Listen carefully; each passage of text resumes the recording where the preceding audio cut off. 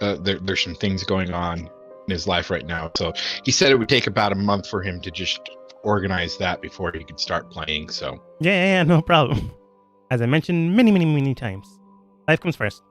Always put that above and ahead anything else. yeah, and I let him know about that. So But okay. Yeah, this is Halloween music. I don't know if it's appropriate. I'm still gonna play it. So, it's great.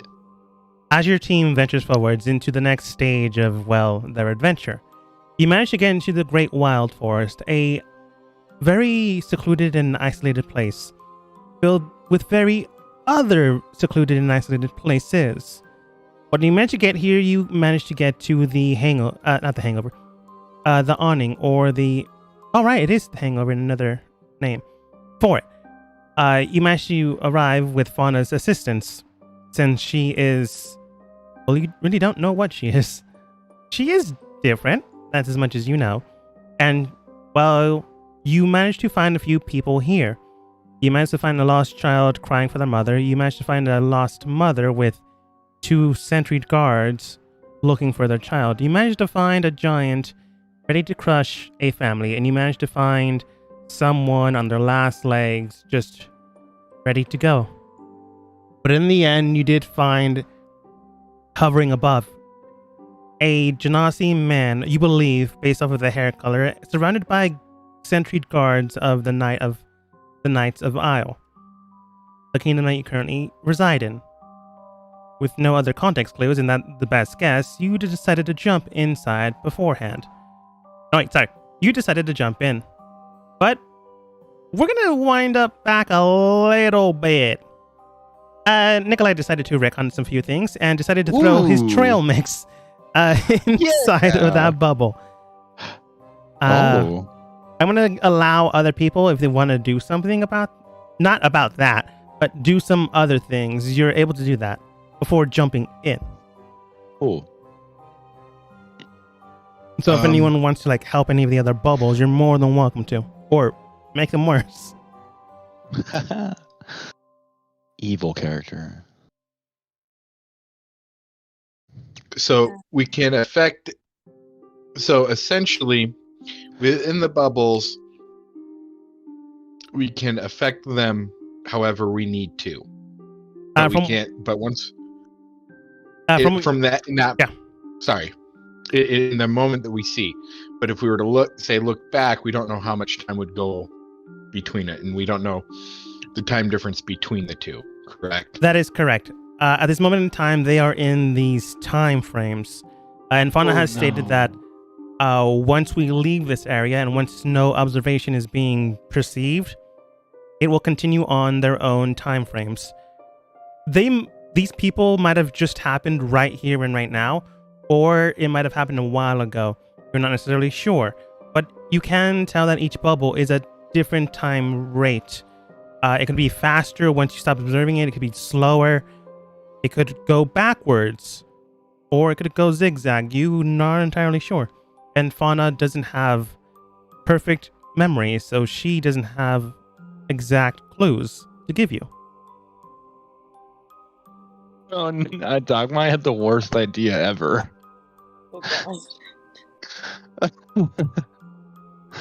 Oh, man.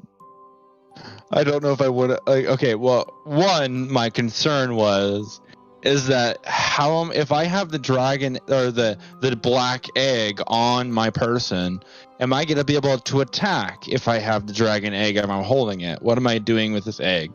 My second thought was, if I throw the dragon egg into a time bubble, how old would the dragon egg hatch later in the future because it's faster in time? If you somehow able to discern a bubble that's rapidly going faster in time, you could do that. You just have no clues currently on how to do that. You could come back here and figure that out, but right now you don't have enough context clues. You can always just strap the egg to your back. Can I do that with I have... What do I have? If you have rope, you can do that. I have an explorer's pack. I have explorer's it should have pack. a rope.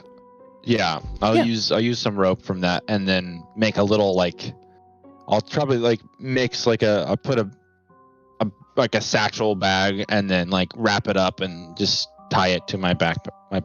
Yeah, easily enough. Make a. Do I need to roll a sleight of hand check or something? I mean, now yes, but I wasn't gonna make you. Okay. 14. Yeah, it's easily enough done. You're able to clearly do it. As long as no one takes a knife to it, it should be fine. Yeah. Okay, cool. But yeah, does anyone want to affect any of the bubbles, or are you just jumping straight in? Ada's gonna ask Fauna a question. All right. That's it. So, Fauna, after we get into the bubble, how would we get out or bring anyone out of the bubble? Getting out isn't too much of an issue. We just have to go traveling outside of the bubble. We just can't come back here to the overhang. We just, it's kind of a in-between place. And unless you know the way here, you can't really get here. Unless you have the spell, Planar Shift. Oh. Essentially, this place is a place of gateways to various places within the Great Forest, correct? Uh-huh. Okay. But you can get out of the, the bubbles are just a concept. It's just how the mind views certain locations. But you can easily leave them if you manage to walk out of them. But depending on how fast or slow they go, it might take some time in the mortal plane. Ooh. Above game. Anna, have you ever read any of the Chronicles of Narnia books? Yep. Yeah. The same thing? The Magician's Nephew. That world that's in between with all of the pools. Huh? Oh. That's essentially what this is. Yeah. Same concept. Also, I'll be right back. I'm going to take 2 seconds, 2 minutes. Family just surprised me. So I'll be right back to say hi. Oh, yeah. No. If you need to cancel, go right ahead. So. No, I don't know how long they're going to be here. You know what? It should be fine. My entire family's here, so they can talk with each other. All right, okay. Give me 2 seconds to say hi, and I'll be right back. Okay. So Kyle. Yes. I've saw all 3 of the Narnia movies. I haven't read the books, but in the first movie, when all 4 of them go in to the wardrobe, and they stay in Narnia for I don't know, 20 years or something, right? Yeah, they've turned to adults or something. Yeah, they're adults. Yeah. They're full-fledged king, queen, and yeah.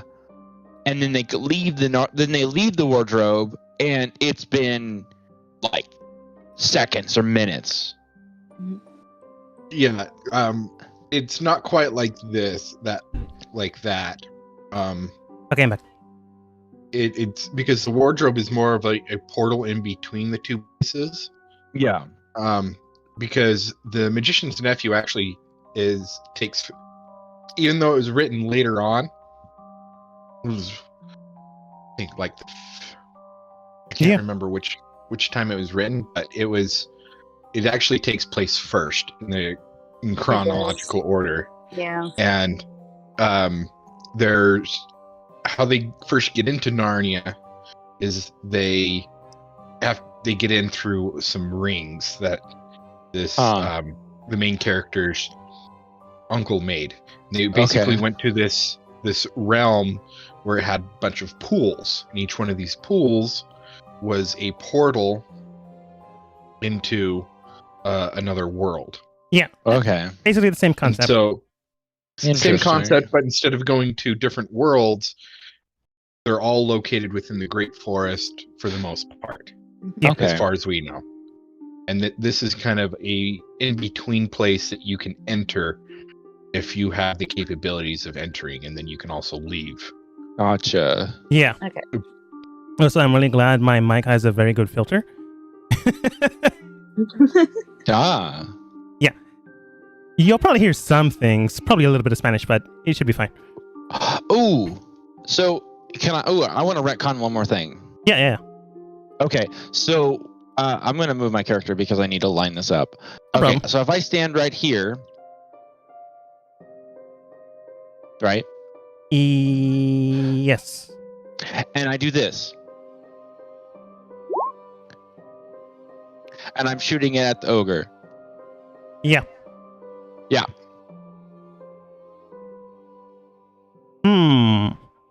I think we could all probably, if we do range attacks, I think we can all take a pot shot at the ogre. I shot a lightning bolt at the ogre. Yeah. Okay. Gonna still give him a dexterity save, but he can't really see where it's coming from, so disadvantage. Okay. Yeah, that's an 8. Nikolai, you just look towards this creature, examine it, and take a gander. Can I hit this thing?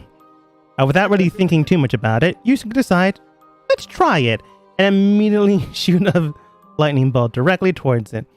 As it slashes into the air, it burns into the bubble. The bubble is just a concept, as Fauna just stated, so it doesn't pop. But it does go through, and in the while it's just wildly swinging, it just gets hit with a mass amount of electricity, bolting into the air and sky, and this thing is hurt. It's not dead, and it's definitely wandering around where the heck that came from, which does buy the to some time to escape just a little bit more. Okay. So now the gap between them is further away, but not uncatchable. Oops. I would like to. I don't know how much time I have. Can I do anything else, or do I need to? I'll let someone else do something before I can retaliate further. Yeah, let's wait to see what else other people do. Okay. What do other people do?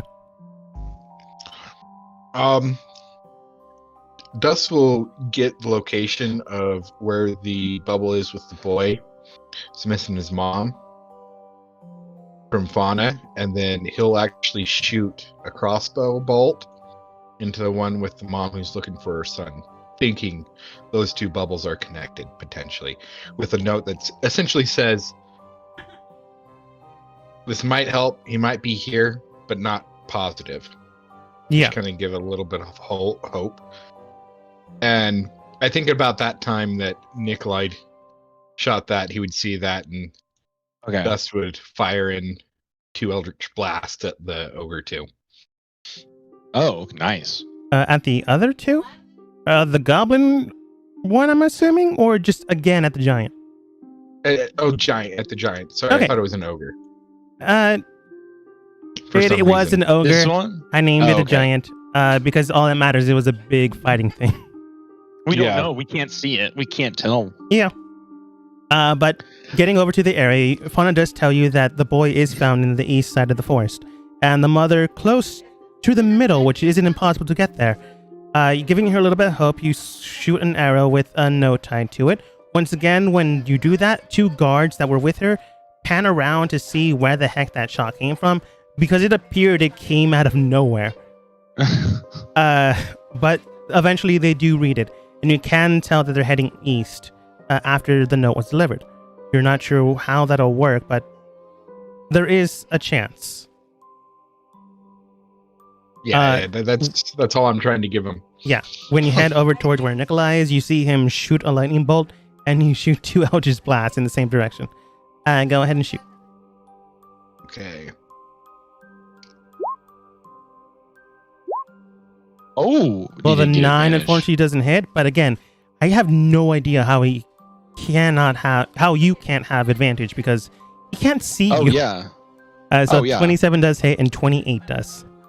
Damn, and a crit. Yeah, that was a crit. Yeah. Jeez, that's a 1 in the crit. Is that as much as? That's a little bit more than my lightning bolt. That's 33. It is a little bit more, but he did crit as well. Shooting out 2 forces of mass straight into that area.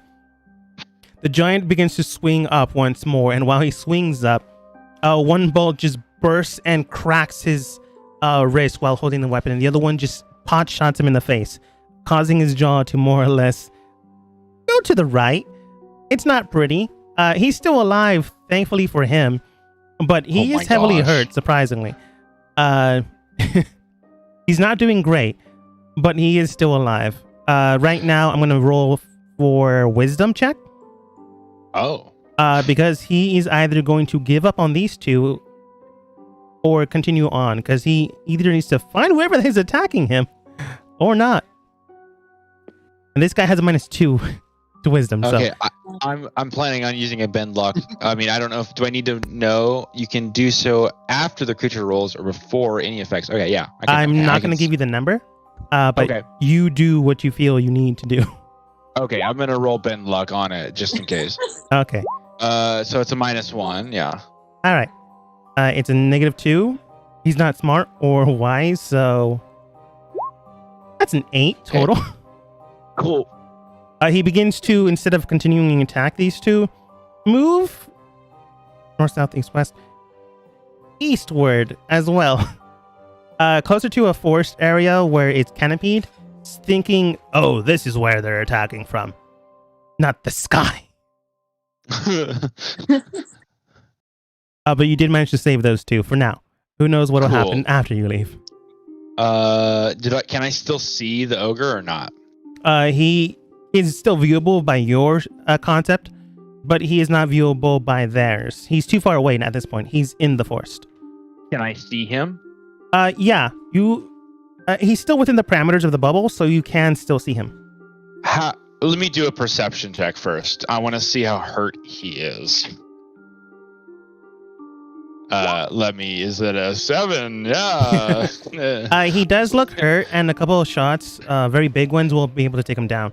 But when he's moving eastwards to the forest canopy, you can tell that some of the scraping, some of the blood has stopped already and is healing. I want to kill him.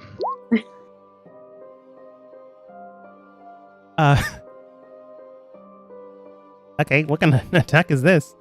Because I don't think he rolled a 40. Wait. I rolled a 40. Save. Okay. That's a 40 damage, and then at the DC 16's intelligence save. Okay, unfortunately, he is worse with intelligence. Yes. That's a 4. And he is incapacitated for 1 round, and if he's not dead. All right. Immediately just shooting a very psionic blast and lanced arrow. Unfortunately, I'm giving you his name, so it doesn't do any more damage. But no, the lance bursts through and hits them heavily and hard. He does go down because, again, immobile. But now the canopy is covering his body, so you can't see him anymore. But you're not sure if he's dead or alive right now. But there's no way he did not feel that. Gotcha. That's good enough for me. After that, I'm gonna jump into the bubble, and I'm not gonna do any more retconning. So, but that's what actually happened. Okay. Since you're not gonna do any retconning, I am. When you get back here, you do see Opal and Whisper at the edge of where you guys currently are at. And then when you go back to the rest of the team, they come over to where you guys are. They look kind of tired, and Whisper does state, all right then, I'm pretty sure I got more than you. So you owe me like 30 gold. No, we only bet 20 gold. Fine then, you owe me 20 gold. No, I beat you. That's not what you said. Whatever. They did something. Why are you guys fighting over things? I thought we were a group now. Doesn't mean we can't bet. Fine. I'm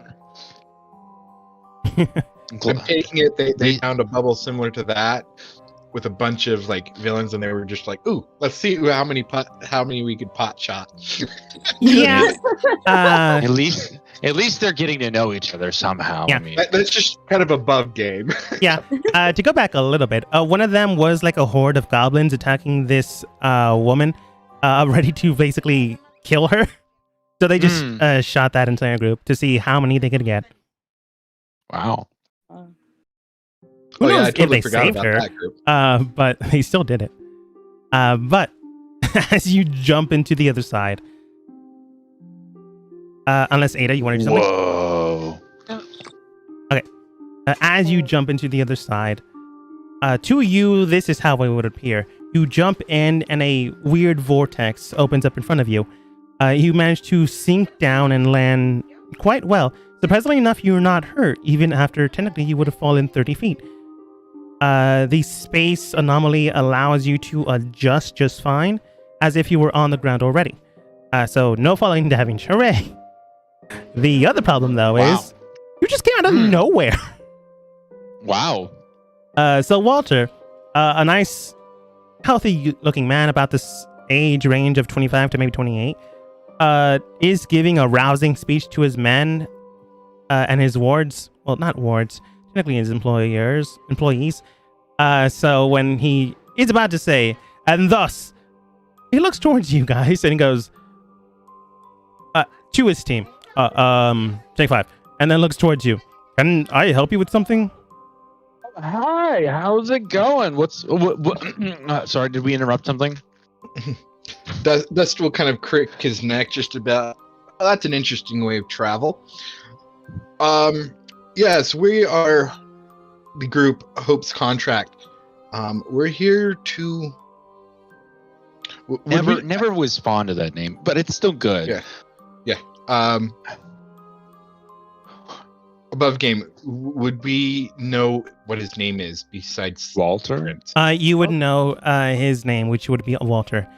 He is half Genasi based off of what you know and the context of his family, but he's darker of skin and has a less Genasi form than his sister.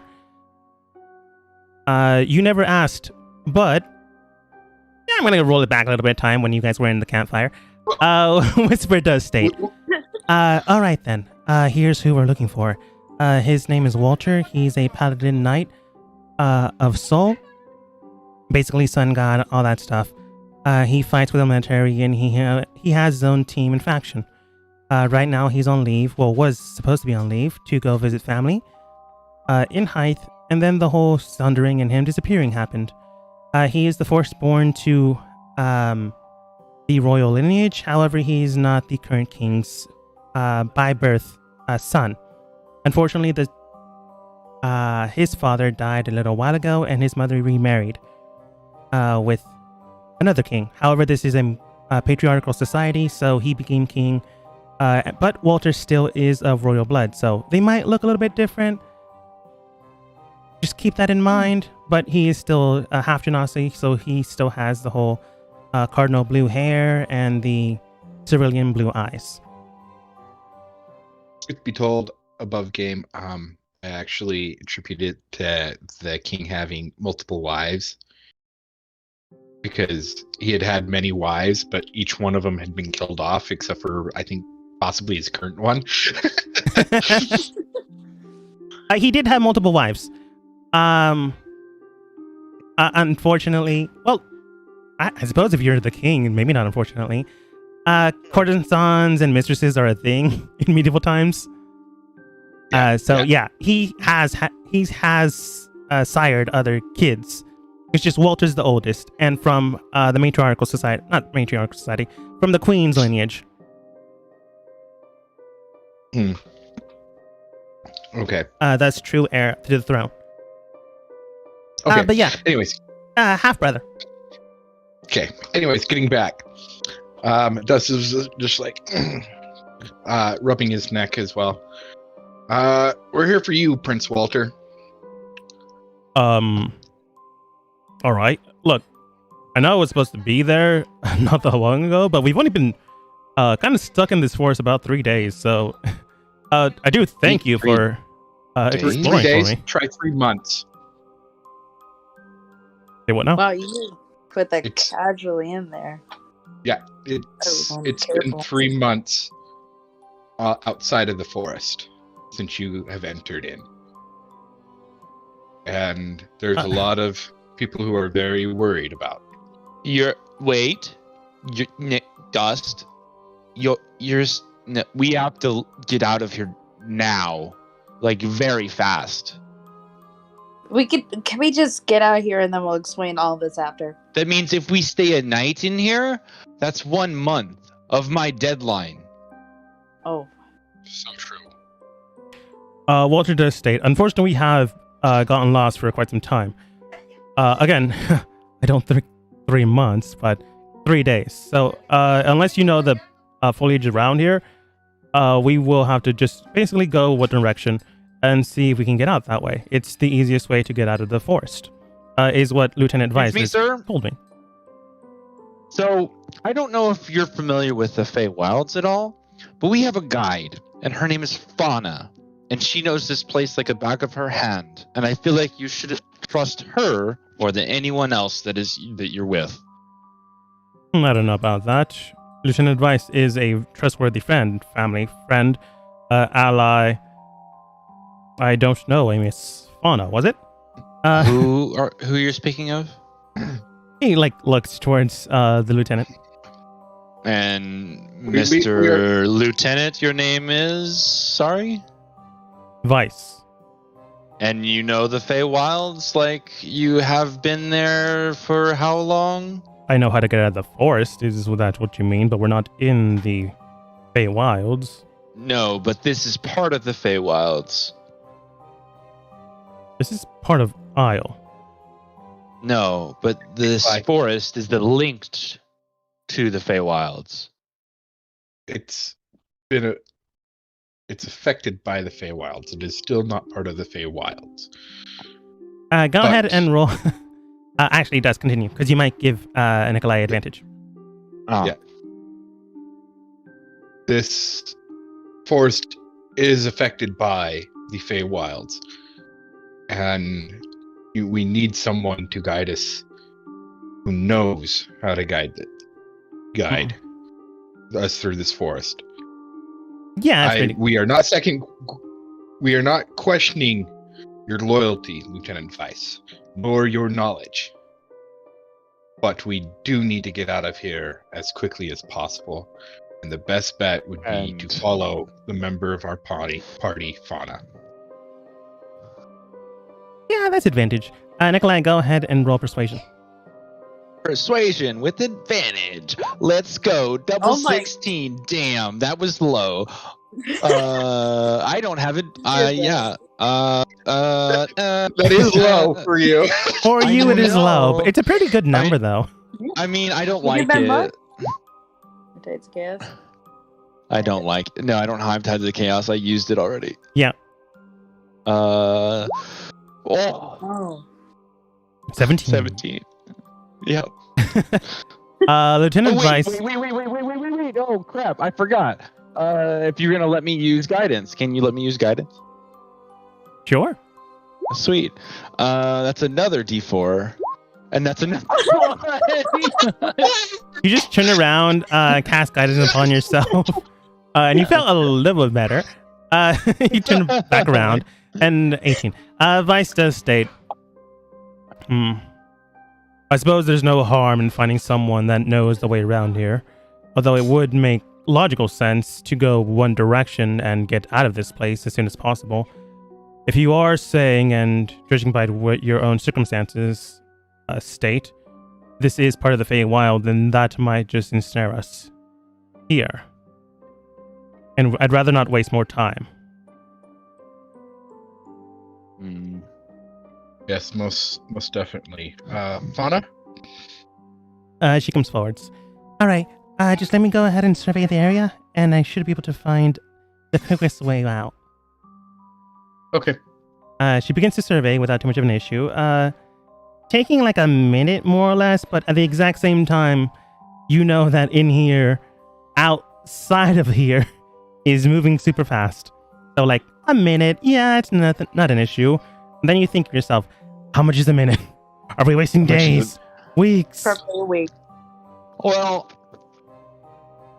by the calculations of this time, so 3 months being 3 days being 3 months, so a correlation, that'd be if we stay in here for 12 hours, that's 2 weeks. 6 hours, that's 1 week. 3 hours, that's 3.5 days. An hour and a half is a day and a quarter, and then less than that, and then more than this, so that, yeah, basically. Yeah. I was just making your characters more paranoid. But Fauna does state, okay, I can get us to the easiest location out of here. And as long as you don't mind, being affected by the area, it should be okay. Just make sure. Ma'am. Huh? Whatever you know is best. I will. You know this better than any of us. All right. There are safer ways, but this is the quickest way.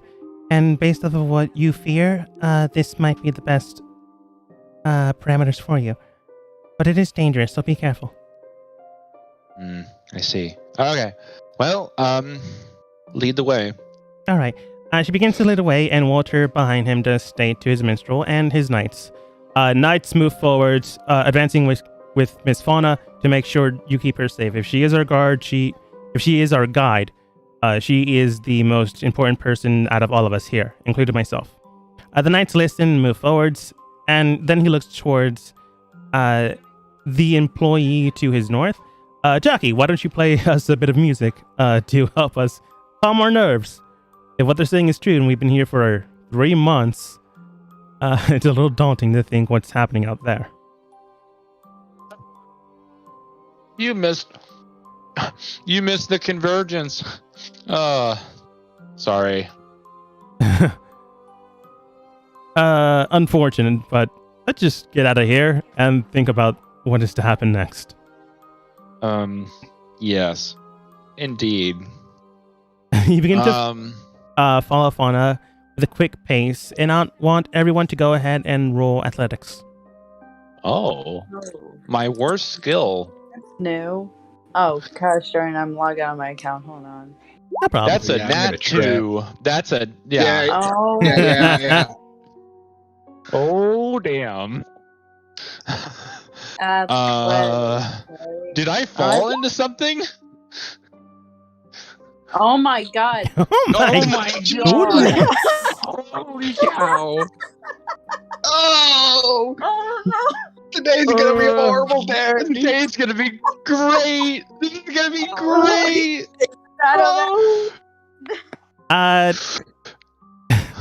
Walter's team, more or less, is moving quickly at a kept up pace with Fauna. She's moving fast, so fast. You're surprised she's so nimble. But you guys try to keep up. You guys begin to fall into branches, fall into little potholes here and there, tracking some mud. Begin to lose some time, and the rest of the team has to stay back to keep you in sight. Fauna does move backwards to match up to your speed, and she does state, do be careful. The more you begin to traverse here, the harder it'll be to become out of concept of here, if that makes any sense to you. What? Dust will just take his hand and bring it over his head, just like, what? Right? Kind of like a blank stare, just like, okay. Yeah. She said something that made no real sense to you, but you did lose some time, which is the unfortunate part. Not being able to keep up with the pace. Are you keeping track of the time, or do we need to? I kind of want to. I'm curious.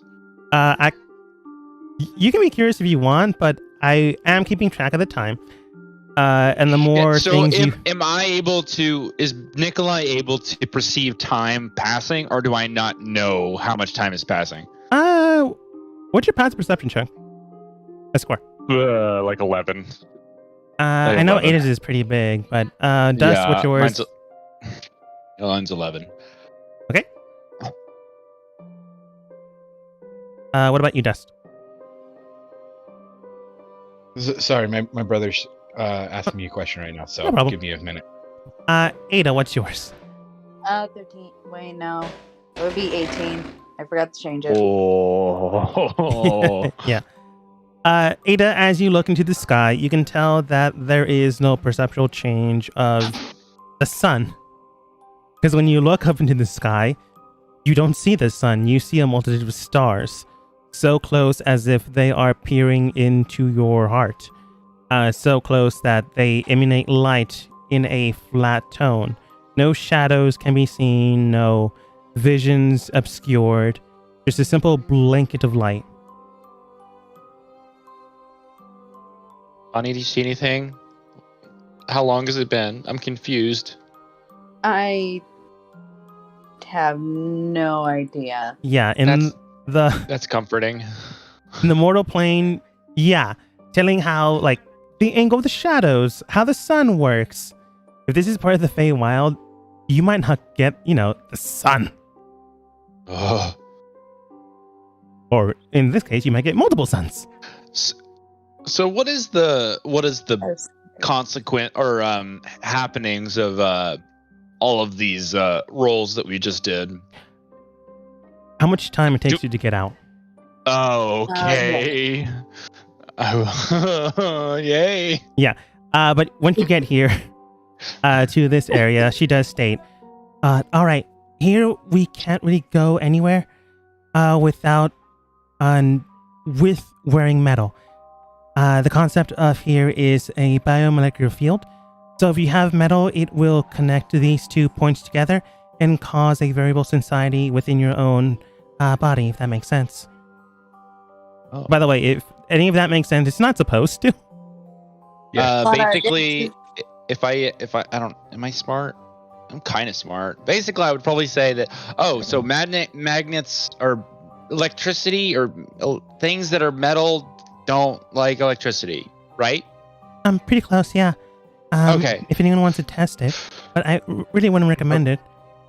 You see when the knights just state, nonsense, it'd be an honor to die for my king and crown. Walter's estate. No. I'm not asking you to do that. Okay. Dust will be like, no, don't. Come back here.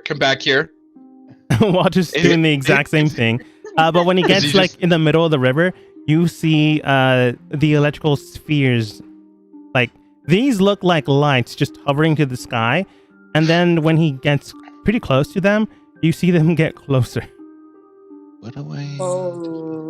And in a quick bolt, soon enough, he begins to move. He'll move back here, but they are still getting closer. So he stops. And when they get this close, he must now make a dexterity saving throw with disadvantage because he has armor. Oh no! That is a 6 plus his modifier, so it's not that great. Wait, why'd you roll 2 d20s? Disadvantage. Oh wow. Okay. Yeah, it's funny when you roll 2. Yeah, mine. Nah, I get it. But when he pauses, he tries not to get any closer because they are now following him. And the giant spheres just shoot out a bolt of electricity from both ends.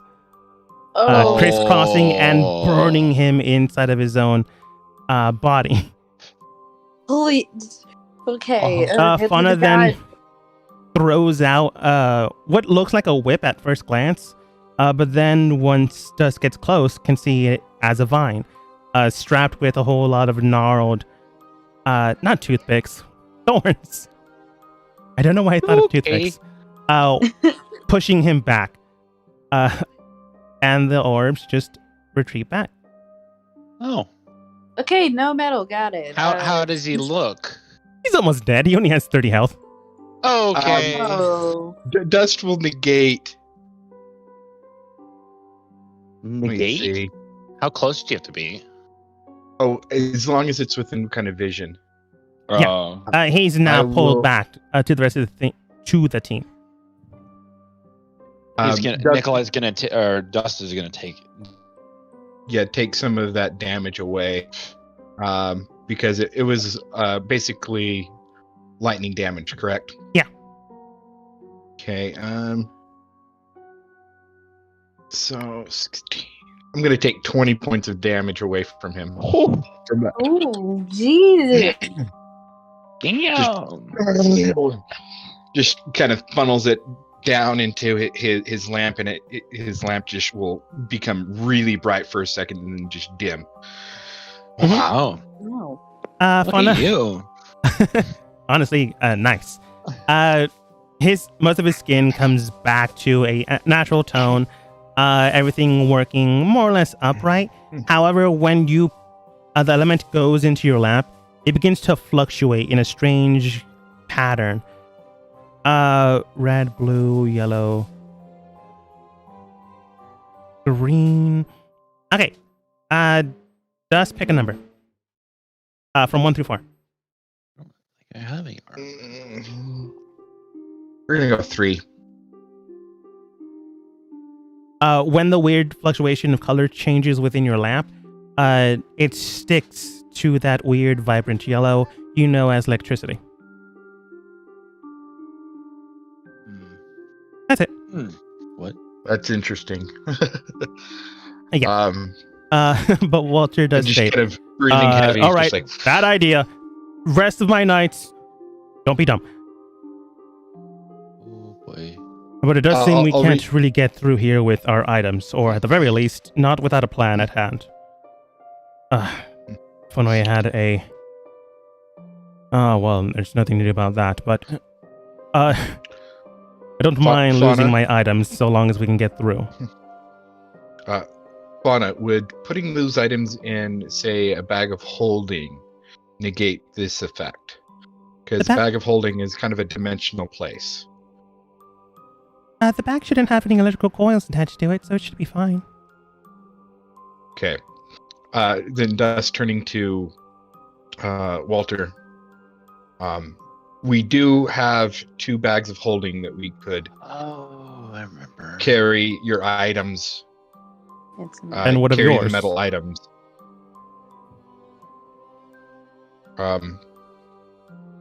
We can put it in there as well. Our stuff in there as well. We should have plenty of room in our bags of holding for all of our metal items. All right. He begins to order his men to basically not strip nude, but remove the plate mail armor they all have. Begins to put it into one pile. It does take each of them 10 minutes, but not like one takes it off and the other one does it. Now, it's not happening at the exact same time. But they do take 10 minutes to basically unarmor themselves because they're basically how do I put it? If you've ever had or have played with one of those orbs that shoots electricity out and you put your finger on it and it like connects to that point, that's what this field is. Except it hurts. But they eventually clear themselves of any metal, put their weapons in the bags as well. What do you guys do? I'm going to put my weapons in metallic or metal items in the bag of holding. Okay. I have a question. The dragon steel armor, that's a metal, right? Or is that it has leather? Some leather attachments to it, but it also has coils here and there that are made out of metal. Okay. I just wanted to verify. Yeah.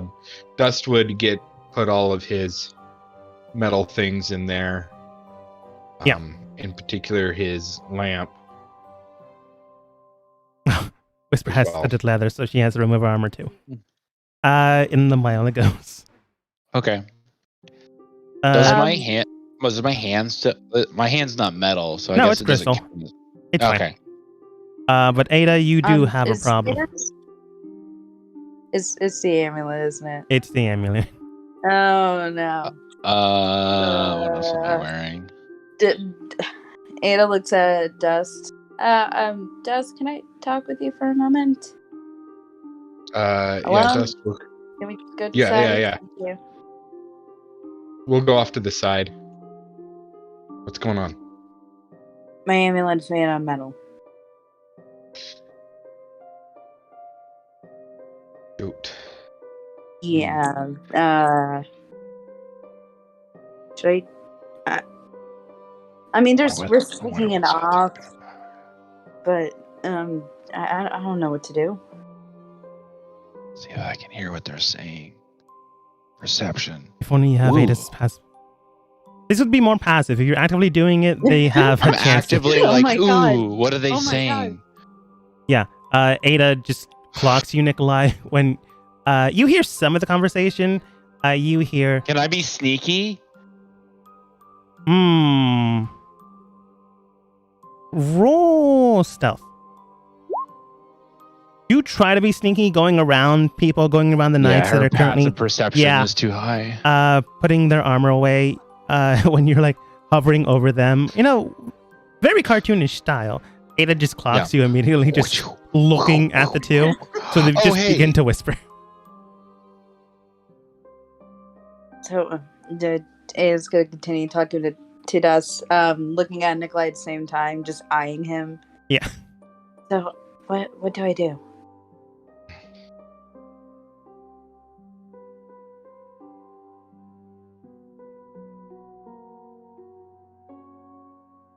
How much is the necklace suppressing that being?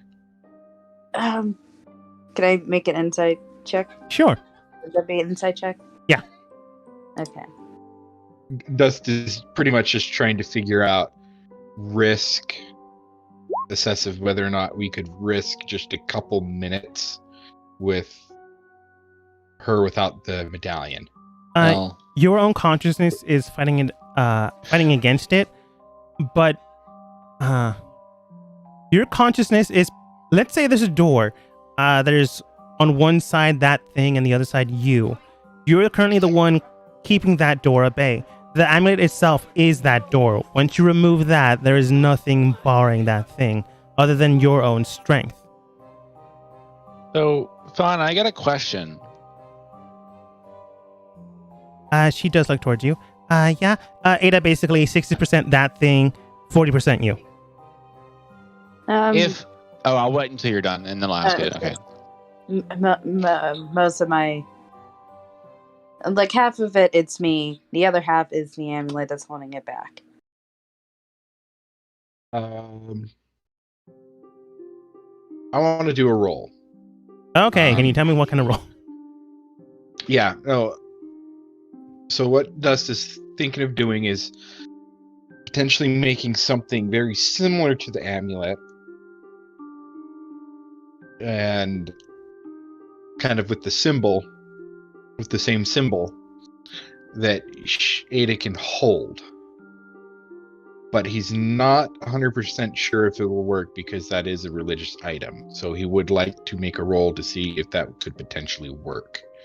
Well, I have just to kind of make three options on my top of my head. Dust, do you need some help? I got some ideas on something I don't know about. Well, I heard you talking about the thing, something, and that. Yeah, Nikolai, come over here. Oh, okay. Yeah. Never mind, fine. I'll talk to you later. Hey. Shush. Okay, sorry about that. Okay, what's going on? My amulet's made of metal. Well, my first idea is that if you're invisible, does that still mean that they're going to be able to see you? My second idea is that this one's kind of like iffy, but maybe if I can grab you and be able to teleport with Misty Step, I would be able to transfer and get us farther across, and then you wouldn't have to deal with them. Is that how Misty Step works? No, but I could try and see real if that would hard. Work. Really hard. Third option is I could polymorph you into something else and everything, and then your necklace would still be on you, but you wouldn't have it because you're polymorphed into something else. Technically true. Hearing that, Dust will be, I think the best option would be the polymorph. Okay. Or it'll just immediately burn the inside. Or I'm lying. Cool. So Ada, I guess I'll give you the option. What do you want to be? Or what do you want to do? Here's another T-Rex. Or that. What do you want to do? Or / if you choose polymorph, what do you want to be? So if the orbs wouldn't realize that I have metal on me if I'm polymorphed, yes? We don't know. That's a hard risk. That's a hard so basically it's more of a risk with the other two, but it's less of a risk with polymorph because technically your form is everything that you're carrying is polymorphed and you're a different thing. Because that's how polymorph works. But with the other two spells, technically you're still wearing it.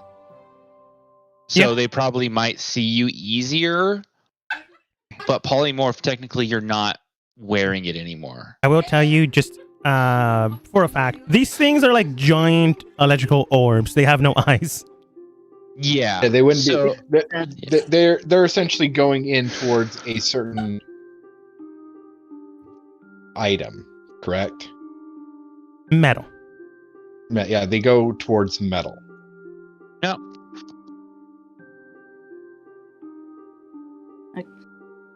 Okay, transform. I don't know. Transform. Polymorph me into a bird. A bird? A bird. All right. That'll work. Boom. I click polymorph. Do you have actual polymorph spell? Yep. Okay, cool. Because I know you have your whole thing. Yeah, that's my personal. That's like a smaller version of. It's like I can polymorph into humanoid versions of something, but not beasts. So I'm polymorphing her, and she is, let's say, a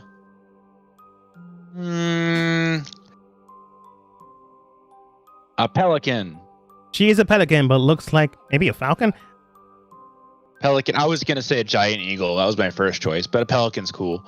Okay, don't have a pelican token. Whatever bird she is. She is a bird. I was gonna say giant eagle because they probably have more hit points. She's a starfish now. Nah, she's a bird. Giant eagles have a lot of hit points, so giant eagle's a good option. Okay. There it is. Look at that. Just turn Ada into a giant bird. A very pixelated bird, apparently. It looked better when I made the token. Well, is everybody ready to move across? You do hear Jackie, the bard, in Walter's group. I think looks at you, Ada, and new giant bird form. Oh, I didn't know you were druid. Interesting. We should all be good to go.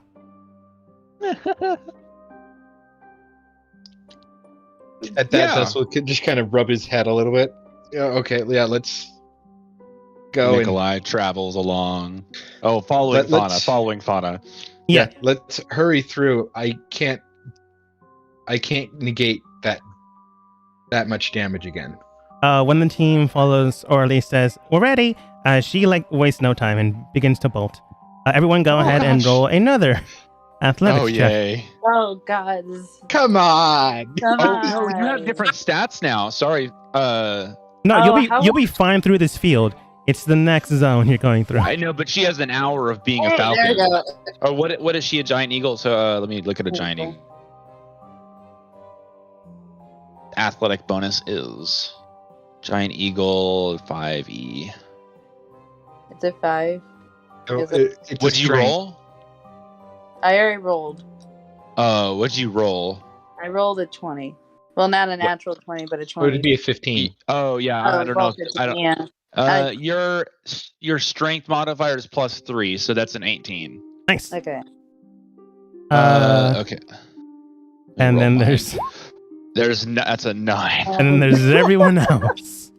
Why did it have to be athletics? Why? I don't know why. You begin to use your strength and your own stamina. But she's a bird. She has a speed of she's a flying speed of 80 feet. It makes sense why Ada passed. Just carry Nikolai and Dust that entire time. Do you have a carry speed? I don't think you can. I mean, you probably could. I don't know. Could they? A giant eagle. I'm gonna say you can carry one of them, not both. Wow. You could probably carry Dust. He's lighter than me. They both still failed, so some time is cut in to make sure that they aren't lost. But if you save at least one of them, it'll be less. Okay, I'll do Dust then. Okay, grabbing onto Dust because he rolled the lowest.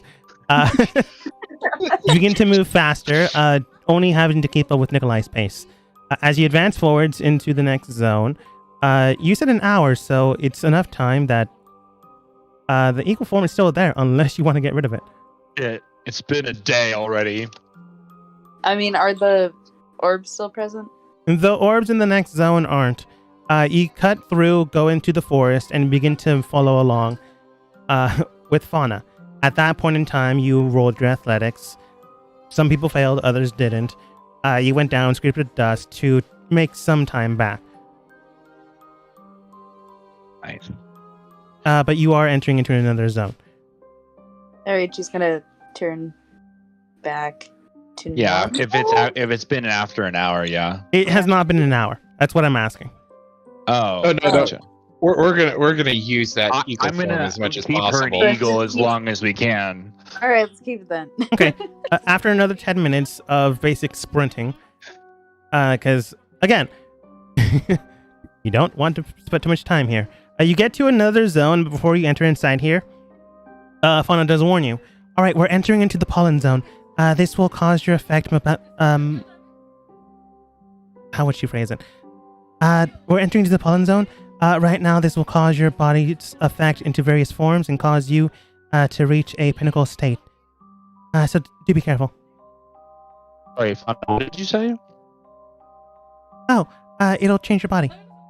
Oh, sweet. Nikolai just walks forward. Nikolai, go ahead and make a Constitution saving throw. Against what? Against disease, technically. Disease? Is it being changing my form? Yeah, she said that, but no. Oh, okay. Constitution saving throw, you said? Yeah. Okay. 22. Oh, you're fine. You feel a weird fluctuation in your mind as if it was going on drugs. I'm going to straight set up that. Oh, gotcha. But your mind is sturdy enough that you were able to pull through. If Nikolai is going to succeed on something, it's going to be on some kind of inebriation. Yeah. Yeah. Honestly. This area is affecting your body, true, is what Fauna said. But she should have said mentally. Mentally, this is messing up with your mind.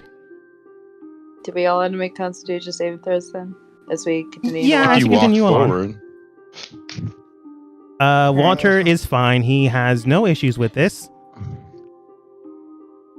He doesn't do drugs. Oh, so he's a paladin. Dust is extremely worried. Oh no! Hey, Nikolai, what would be your wisdom bonus? Yes. Okay. Oh, your Constitution bonus is +1. Oh, that's a 7. No, +1. It's a 9. Oh, it's a 9. Okay, better than 7. She rolled a 6. Oh, she rolled a 6. Oh, it is a 7. It is a 7. Yeah. Oh. Okay. I didn't expect 2 of you to fail. Surprisingly. All right, I'm gonna now actually have to roll for NPCs. Walter's fine. Paladin, here's Fauna. Advantage because of other reasons. The knights. I'm gonna roll it separately for them. Oh, not okay. 20. Opal, Amara, Whisper with advantage. Roll terrible. His lieutenant. Oh my Jackie. God. Half the team is down. It's easier to name the people that aren't down.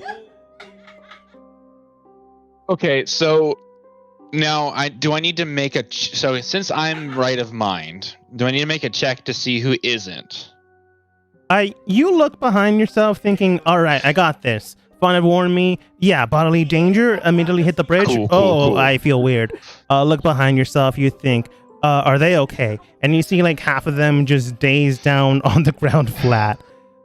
Shit. Okay, so I'm going to end my polymorph spell on Ada, and so I believe by technicality, if it's affecting the eagle, it will end the effect on her, and so she will be fine. Maybe.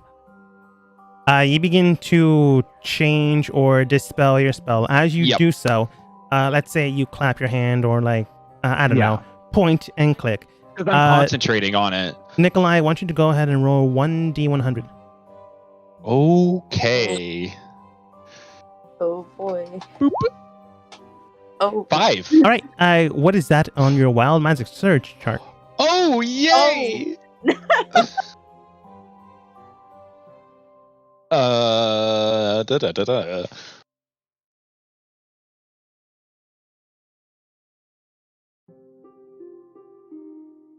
What? I'm just gonna copy this, and because I don't know what that word is. So number 5. A Modron chosen and controlled by the DM appears in non-occupied space within 5 feet of you, then disappears 1 minute later. A Modron is basically a giant, a small robot. Oh! It's funny. Oh! I don't know if I have a Modron, though. I don't... Oh, gosh. Oh, I don't? That's weird. Oh, so, give me a second, because family's now leaving. I'll be right back. Okay. Okay. Oh my god. I'm putting a Modron in the chat. This is what it is. Oh no. Okay. Okay. I'm not excited to see That's anymore. what a Modron. They're a lawful creature. They are. Oh. They're a lawful neutral creature from the plane mechanist. Wow. Huh? Interesting. This is turning into like a more crazy session than the unicorn session. Remember the unicorn, Kyle? I'm very curious about that now. Yeah, that was a very interesting. We had a unicorn talk to us, but none of us could understand because none of us knew Celestial. Yeah. Somehow this zone that we're in right now reminds me of... I'm assuming you guys have seen the classic version of Wizard of Oz, yes? Yeah. Yes. Okay. About the snitch? The Wizard of Oz. That's Harry Potter. Oh, the Wizard of Oz. Sorry, yeah. I was thinking Harry Potter. Why did my mind went to Harry Potter? I don't know why. Yeah. It Makes sense. reminds me of Awesome. Yeah, the poppy scene. Oh. Yeah. Okay. I don't have a Modron, so I want to look at my robots. Ooh. I did put a Modron. He put an image in the thing. Yeah, Discord. In the chat. That helps. It does. But I just feel like using this. What does he got? Go right ahead. What's he got?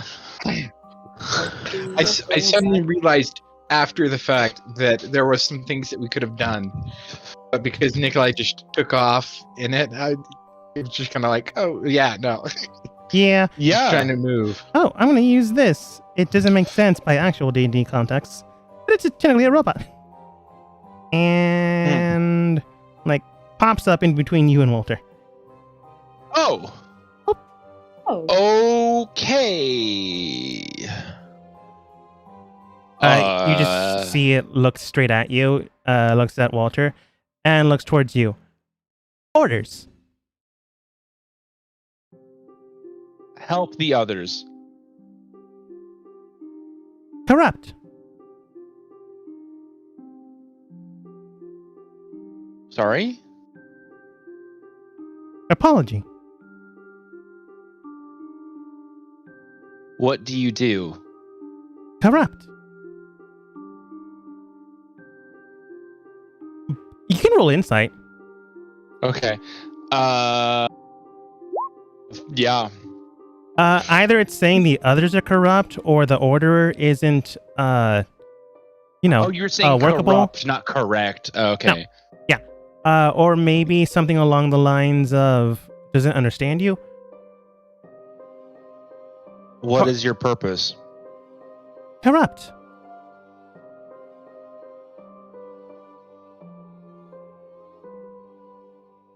Can you help?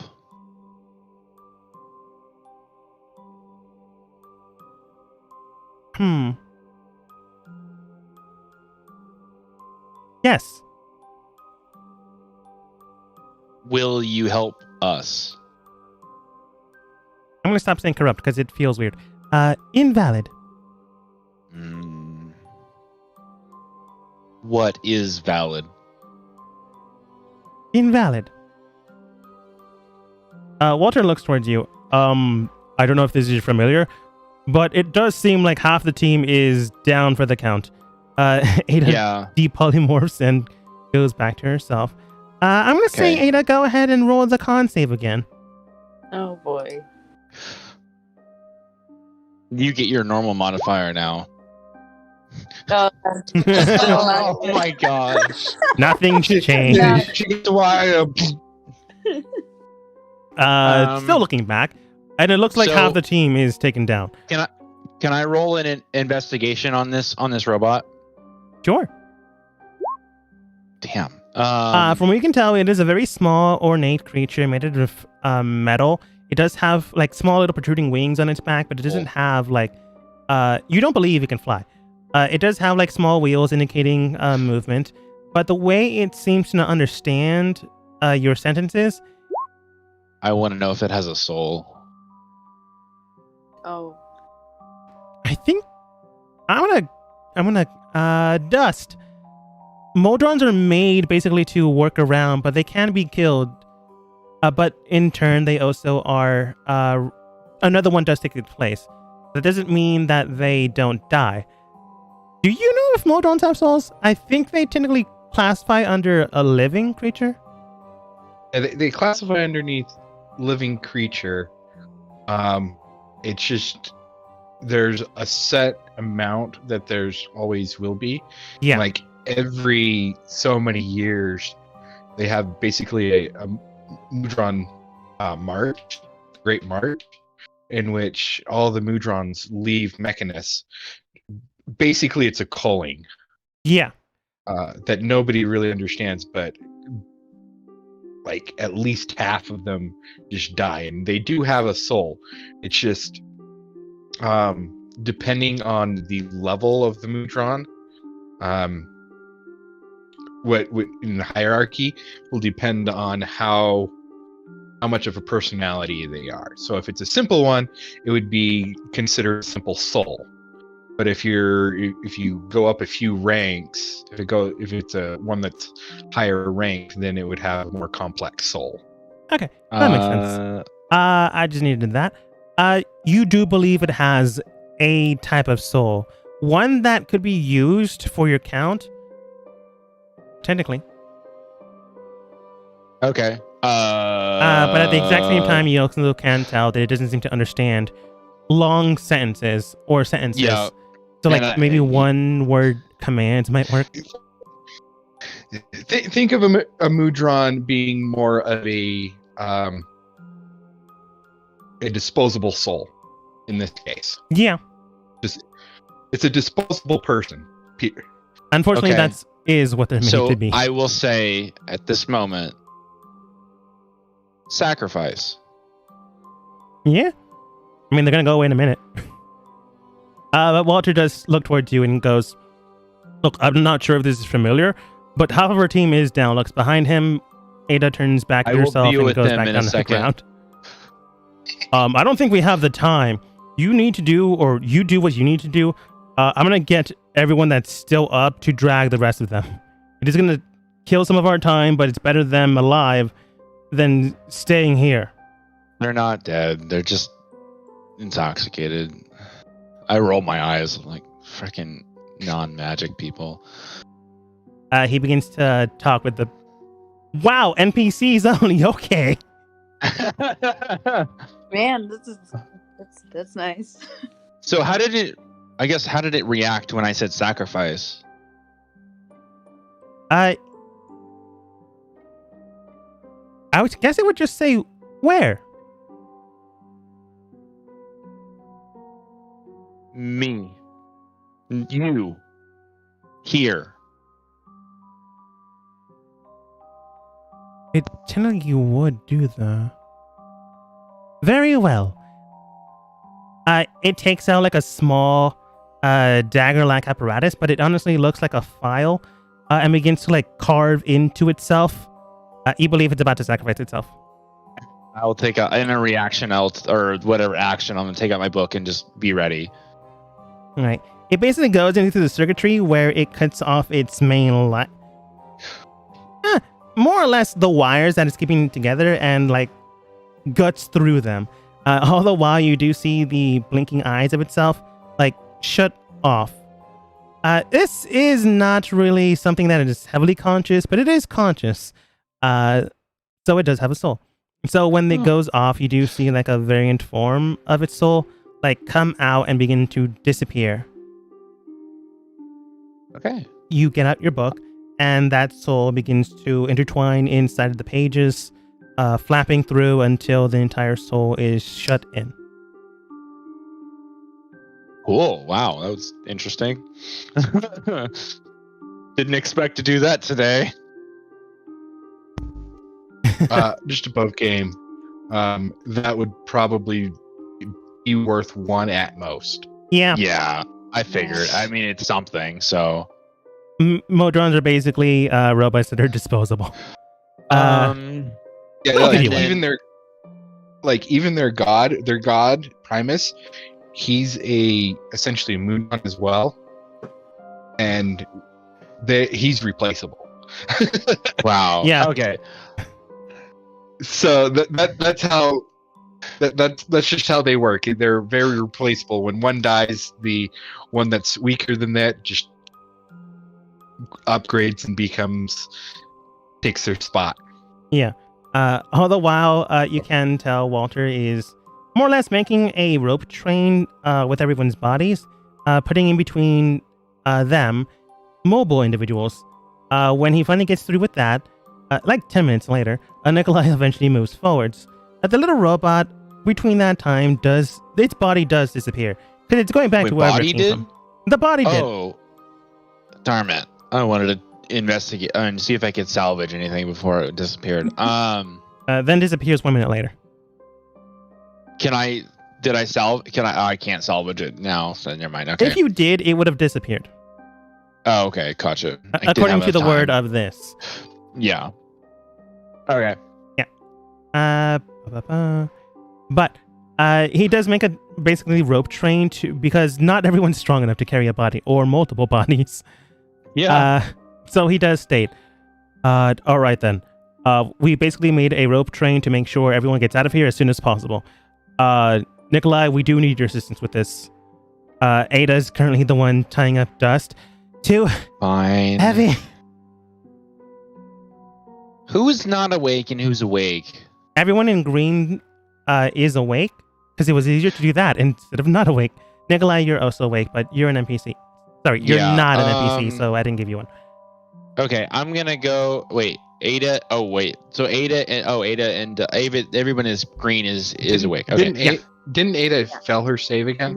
Yeah, failed it twice. Okay, so I'm gonna go over to our two friends. I'm gonna make sure, and then just kind of like I'm gonna slap Dust in the face.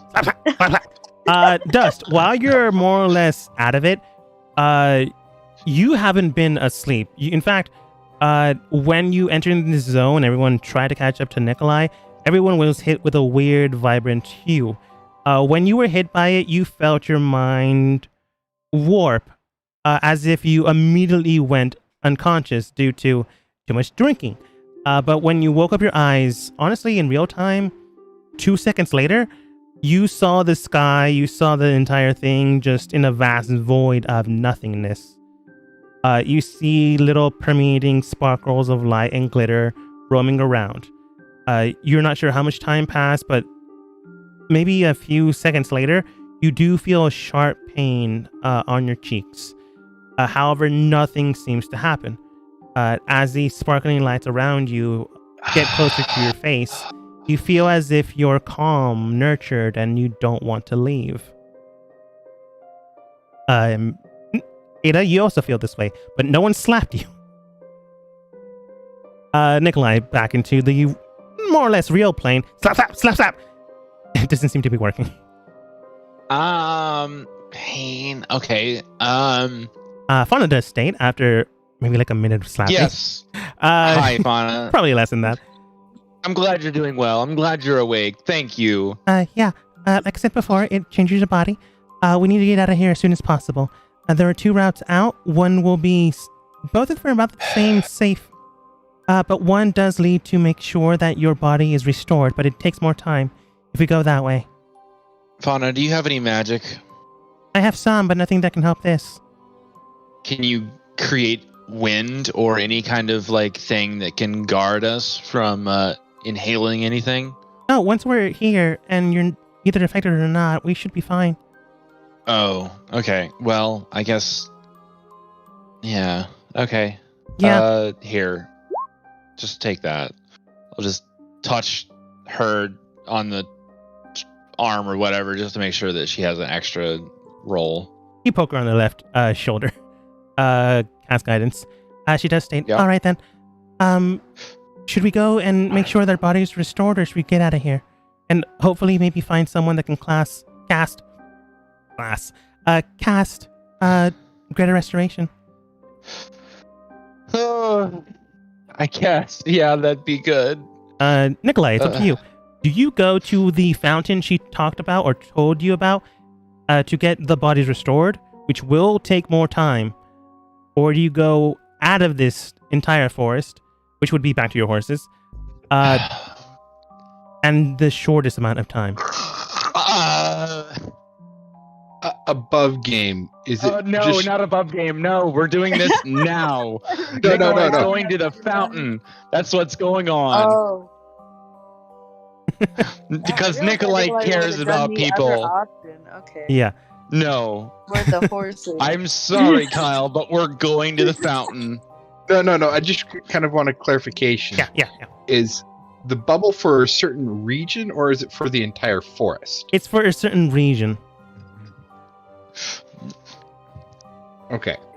Another quick question. So if they get out of the bubble, there's like a likely chance they won't wake up? There is a good chance that you might not find someone to fix you before it might become permanent. Or if it is permanent, someone to restore you to your prior state. Are there mushrooms in the ground?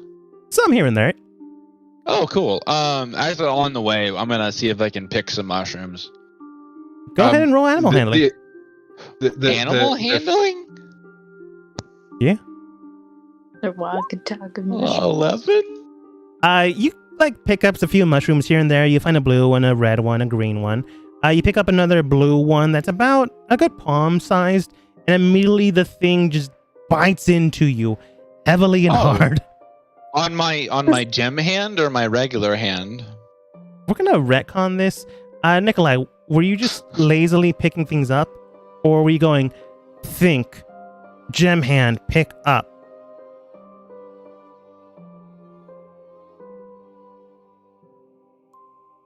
Ooh, here's a mushroom. Ooh, here's a mushroom. And then kind of like going back and forth between one hand and the other hand. Right, so, I mean... I'm gonna go evens and odds. Yeah. Evens, your gem hand. Odds, your other hand. Okay. Oh, evens. Oh, nice. Oh, nice. It's biting into your gem hand, so it does no damage, but you can tell that this thing's trying to eat you. Cool. I'll just cast from the gem hand. I'll just do a ray of frost on it. All right, you cast Ray of Frost, and it kills the mushroom creature. You still have its lifeless corpse.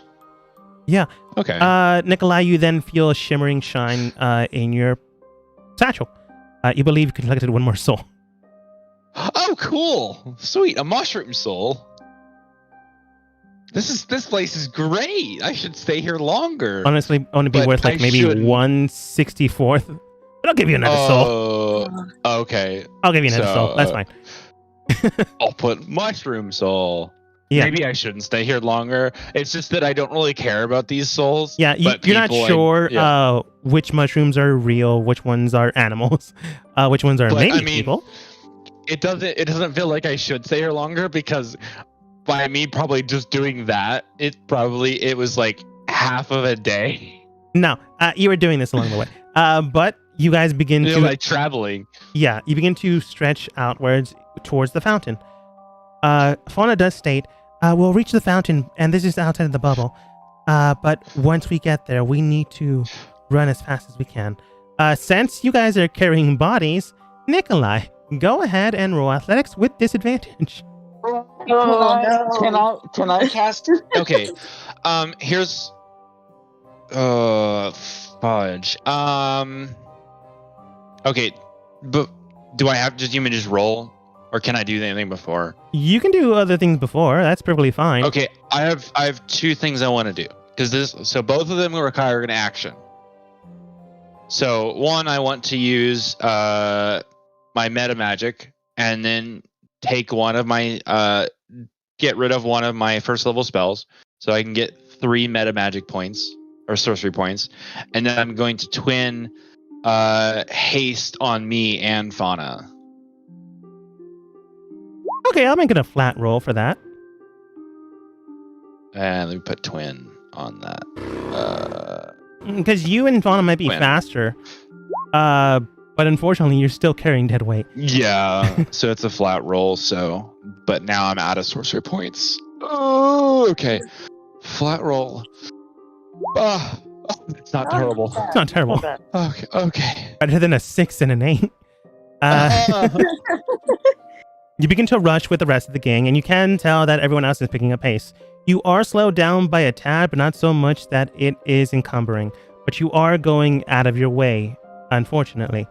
But in that unfortunately, however, you managed to get towards this area, a very fruitful and vibrant place with various filigree here and there, a giant, almost wooden cage overlapping the area, and she does state, this is the restoration fountain.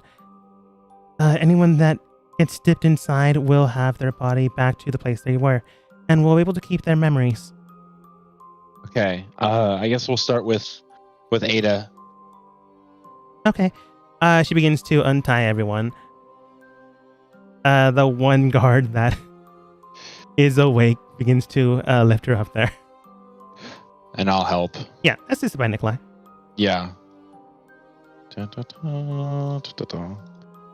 After a quick dip in the lake, Ada, you're only submerged halfway, and with just that alone, you begin to basically rise up, and your weird vision of a very nice, pleasant dream, but in the real world, wakes up in a blistering cold ice water. Yeah, God, why am I wet? Where? You were asleep. The night picks you up. And we couldn't wake you up. So we had to bring you in an ice bath? Well, we had to bring you here. This had healing properties, so it was like healing you from wherever you were. Oh. Can you help me with Dust? We need to bring him in the water as well. And then we'll bring Dust over here. Pushing in Dust. Come here. And then I just shove him in the water. Row! Dust in a quick, very quick bath. You just submerge and then re-emerge, fully clothed, just hitting the cold water. Dust will, when he wakes up, hiss a little bit. More of like a startled hiss. Yeah. Like a cat would. You see the rest of the gang with enough numbers now, just donk the rest of the team. They're all not happy. It's gonna turn towards Nikolai. Was this your idea? No, it was Fauna's. It was. Well, she told me about it, but it was my decision. Oh, well. I mean, we could have left and tried to go, but we've spent more time. It's been about... How long has it been, Fauna? From what I can tell, it's been about 2 hours. In total, or just to take this detour? In total. Okay. I said the shortest route. Yes, I know. If I take any of this water, will it be useful later? It might, but it might also not. I don't know the future. Okay. Well, I'll grab a vial and just grab a vial of this water just in case we might need it for something else. You go into the water pouch isn't made out of metal. You go to your side, empty out your own, or drink your water. It's only been 2 hours. I have maybe a component pouch, or maybe I don't know, some kind of vial of. I have a beer barrel. Can I empty the beer barrel and fill it with this water? Nikolai, go ahead and roll a Constitution save. Unless you're just dumping it on the ground. Well, I was gonna dump the beer barrel on the ground. Oh, you should be fine. I wasn't gonna drink. Or what you could do is you could also do you could essentially do a round. I don't want to waste it. Actually, yeah, I don't want to waste it. I'll drink the whole thing. That's what I thought. You could essentially have a round because there's enough people here who would drink. Dust will probably not drink after what had happened. Yeah, but fair.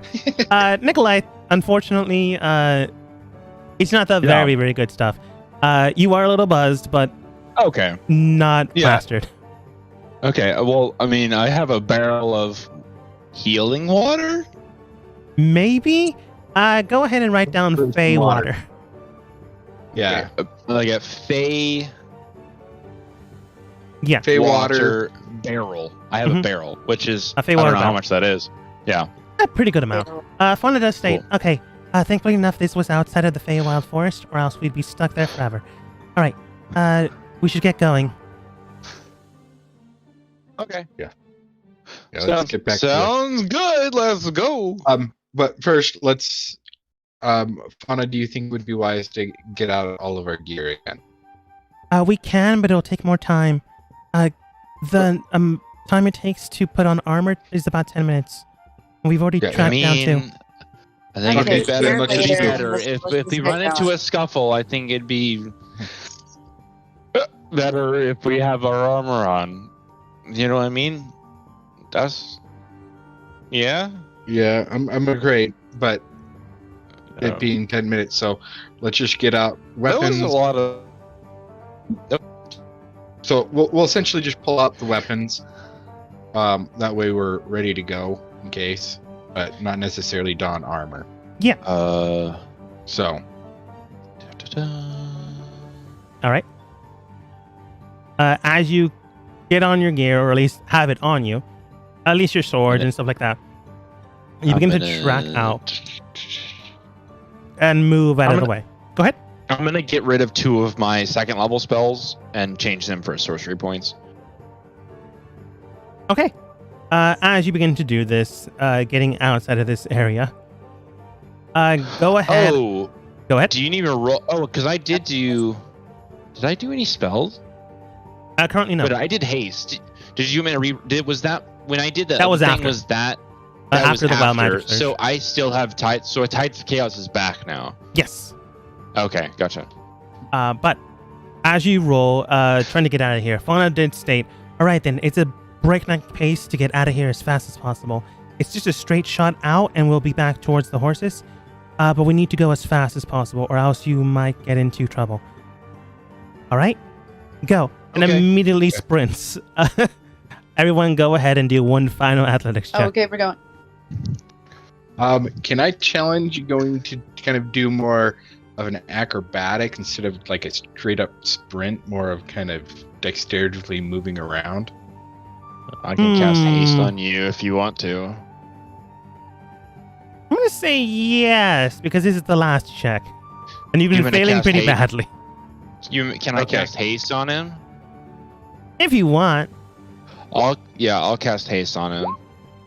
My God, I can't. I can't roll to save my life. I don't know what that will help him, but maybe. Ada, you can roll acrobatics if you want. I think. Oh my! Wow. I don't think I have. No, I didn't. I got a natural 20 on one side. Yeah. Are you giving me haste with advantage? Oh my gosh. Yeah. Dogma, would it be okay if I roll both to see which ones are better? Yeah. Or would that be cheating? Okay. I don't care enough. That was horrible. I tried to take a drink. Neither is pretty. The athletics is slightly better.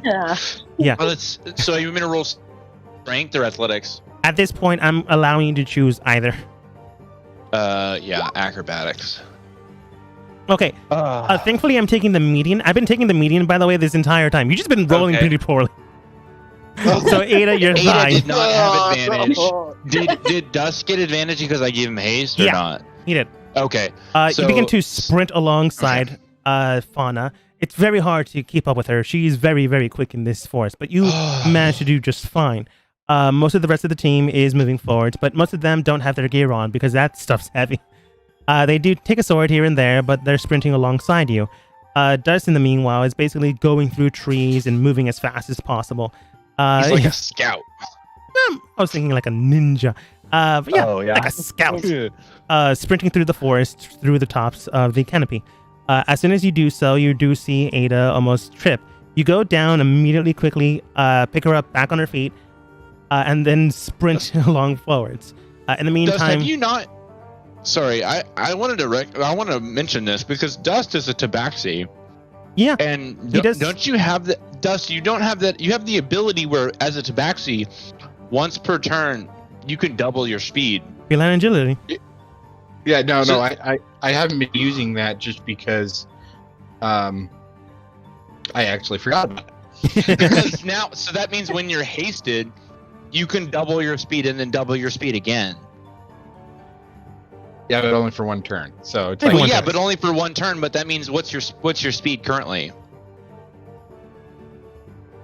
My standard speed is 30. Okay. So with haste, with haste it's 60, and then what is feline agility? Is that a bonus action? I believe so. No, I think it's just something you can do. It's just something that I can do. The thing is that if I do it, I can't. Well, I can still move around, but it doesn't recharge until I don't move at all. Feline agility. When you move on your turn in combat, you can double your speed until the end of your turn. So that means that you can double your speed. So you go from 30 to 60, and then from 60 to 120, and that's your base movement. Then when you have so you still have an action. You have 2 actions. So then you can move at 120, and you can dash as an action, and then you can dash again as 60 feet. But that's only for like a 6-minute burst. So yeah. Well, that's for 1 minute. But yes, it's still pretty good though. You begin to sprint out the last 10 minutes of this adventure, this do or die situation. Honestly, Fauna is pretty quick, but with that analogy, Dust, you are like basically out pacing her, and then you remember, oh yeah, following her, and you go back. Eventually, you get out of the forest. It only took 2.5 hours. That's worrying. Oh my gosh. Oh wait, those horses would be gone. Oh gosh. Oh. They're not dead. The horses they're are gone. Sir Brian, no. The second horse Nikolai loved.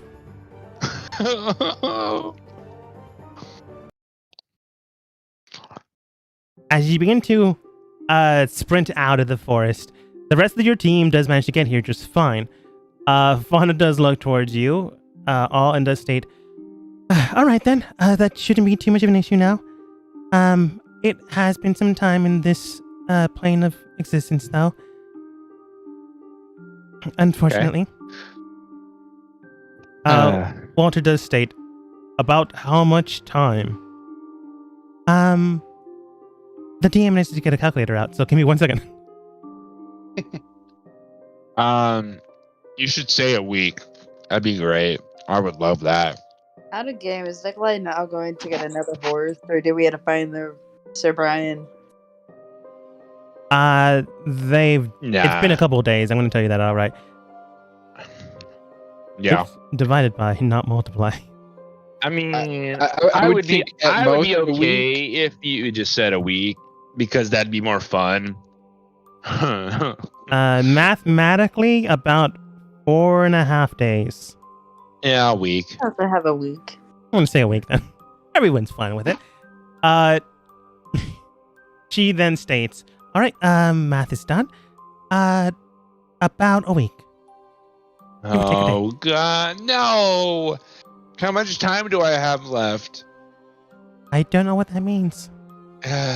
Crap. It's a long story.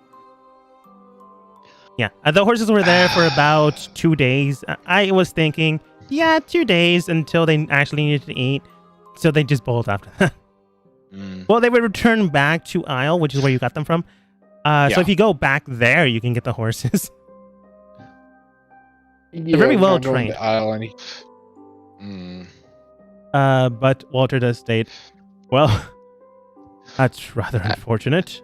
What you're saying is true. We've been there for 3 days, which means we've lost nearly 4 months. Did I miss anything, by the way? Yes. Dust will just kind of give him a kind of a rundown of what's happened so far with like the dark cities, how we've. Okay, no, Dust. He would have missed the whole thing. Oh yeah, no. I'm just giving a recap. Just above game. I'm trying to stay in character. So basically, yes. So when the Sundering happened, everything changed, and now Dust is the last Avatar. I'm kidding. No. And then he'll just kind of say, "We were traveling with your sister Vol for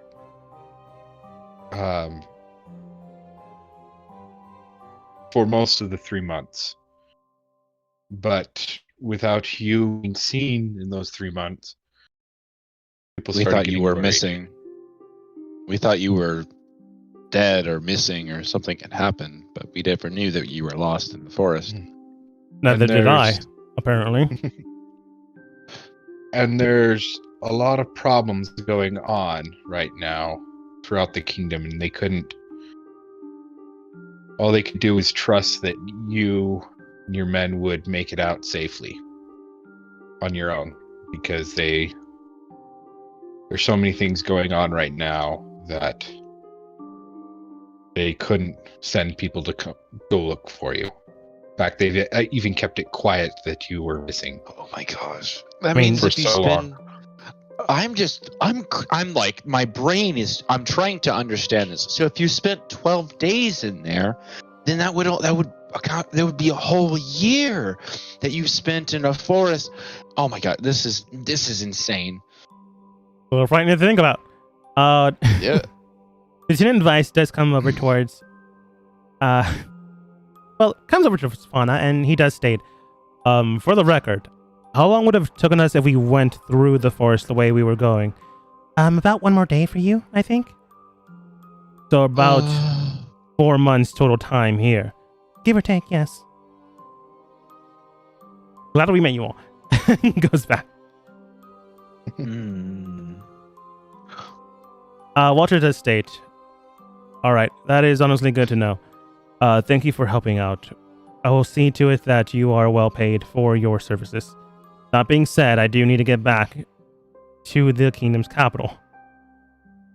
I'm sure we can make up some type of story of checking and making sure everyone's safe. That's generally how politicians go.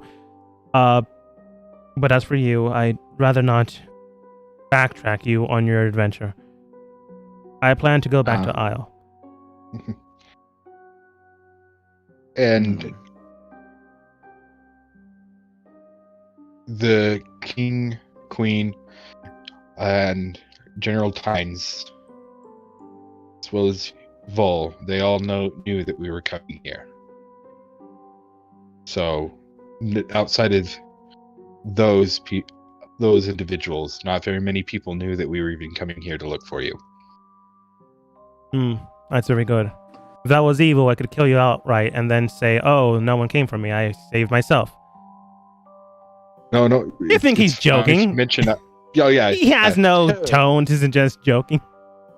Yeah. So he was just essentially saying, like, the people who knew that we were coming to find you were these 4 individuals.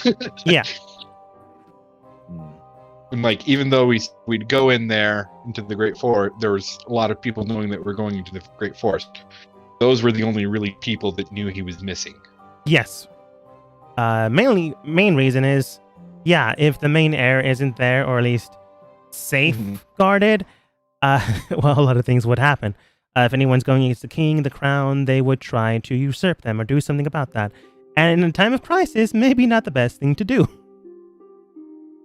Which is why his sister was placed there to not move anywhere. If Walter was missing or was eventually found out was missing, they would need the second heir in line, and that's her. Yeah. Yeah. So, is this where we part ways, or do we need to accompany you back? Walter does state, again, I'd rather not to deal or mess up any of your plans. You plan to move ahead, correct? And we've already eaten up a week of your time. We do plan to go back to Isle's capital, which is Isle. I've never really understood why the capital of Isle is named Isle, but it's neither here or there. But you are moving to the east, I gather. We're heading towards the west. Yes. Well, I wish you well on your travels, and I guess I expect payment later? Yes, I mentioned that beforehand. I'll make sure my father compensates you handsomely. Ah, I see. Well, safe travels. Same to you. Fauna. Yeah? So, now that we've left, how do we know what happened to those individuals that we interacted with in their respective the bubbles that we saw? Before she tells you, Walter, Lieutenant Vice, Jackie all wave, saying goodbyes. You've never really met them, so it's not that sad. They seem like nice enough people, but you don't know. But okay, unfortunately, my family again came to visit, which means my cat's disappeared somewhere. We can continue on until the game's over, because my cat's very good at hiding, which is fine. If you guys don't want to take a 5-minute break. I think 5-minute break would be great right now. Okay, yeah. I'm going to go look for them. I need to go get a drink, so. I'll be right back then. Okay. Right, 5 minutes. Fun times. So now we're going to, what is the place? It's Hythe. You're going to Hythe.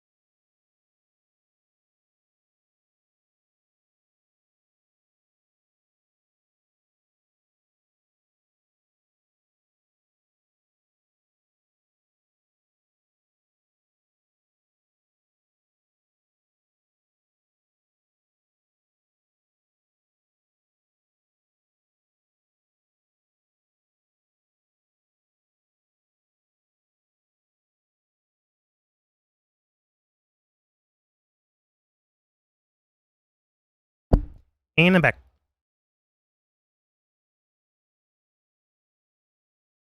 Found him, but too afraid to go outside right now, so I will do it later. Unfortunately, he is a scaredy cat. And is afraid of people. Those are quite a few cats. Oh. Yeah. Okay. Everyone Okay. good? Yep. Yep. Okay. They said goodbyes. You don't know him that well, so no tears were shed. But nice enough people. Then Nikolai said, so hey, how do we figure out what happened to the guys in the bubbles? Or something along those lines. And she does state, well, we can always go back to the canopy and find out. Can we? Yeah, as long as I'm here. Well, how much time will that take from us? The canopy doesn't have an effect on your body or on the outside plane. Let's. I'm curious to see what happened to them. Yeah, no, we're essentially at a part where it's safe to kind of take our time a little bit. Yeah. Okay. Okay. Is that okay with you guys? I mean, I don't usually. I'm not one to ask if it's okay with you. I kind of just do what I want to do. But I mean, this time I'm asking. So It's fine. Yeah, we're just not going to enter a bubble. Unless you really want to. I mean, unless like some external force like forces us in a bubble, Nikolai extremely sarcastically says.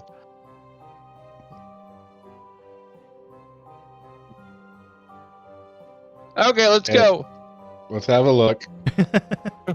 Okay. You can just kind of tell us what's going on a little bit. Yeah. Obviously, the I know images that it doesn't have. What? Yeah, because it's obviously time has gone by, but now we have to go back to the beginning. Yeah, time has gone by, but I do not have everything changed because it just happened a little while ago. Yeah. The things have changed. But visually, no, they haven't. So, as you begin to wander back to the area you found once beforehand, gonna bring you all the way back to the beginning. In the beginning. As you all find yourselves back into the start of your adventure, or the start of this weird canopy of mystery. For some reason, I might be in delay. Where's Whisper? She should be there. Huh. Maybe the Phantanza made her. Oh, she's on top of somebody. Oh, where's Whisper? As you're on top of her. As you restart at the beginning of this canopy, or the overhang as it's also known as, you do see a few people inside bubbles. On the left side, you do see a group of adventurers, wizened, wise, and a little bit more stern. A few years have passed. Years? Years have passed for them, and some of them look around maybe age-worn and torn. The Paladin currently has a set of full platinum golden armor. It does have the insignia of a purple dragon on it. The Rogue seems to have a weird phantasmal cloak about them that almost seems to not be able to perceive them quite well. They have been adventuring for quite a few years and have gathered a fair bit of treasure. On the left side, you do see 3 or more or less 4 individuals here now. They seem to be fairly well off, but you do see that the 4th person is a little baby. Around the age of maybe 2 months. Yeah, about 2 months. Time in these bubbles seems to be going fast, but in the adventurer party one, very fast. These 3 individuals have maybe adopted a child, found a child, or taken care of a child. But they seem to be going along their lives just fine. You move on to the next one, and you do find the lost child and mother bubble. As you get there, you do see that there is no one in the mother and 2 guards bubble, but you do see 4 individuals in the child one. You can tell, however, that the child is more or less wizened, about give or take. Beforehand, you did see the age range of maybe 8. And there's still 8. Thankfully enough, these 2 bubbles have the same time dilation, so nothing changed. He was just missing for a few hours, unfortunately. That's a good call, Dust. Good call. Nice. Awesome. Yeah. You look towards the giant bubble, and there doesn't seem to be anyone there. Either the 2 people that were there escaped, who knows how, but there doesn't seem to be anyone currently in this bubble, which is good.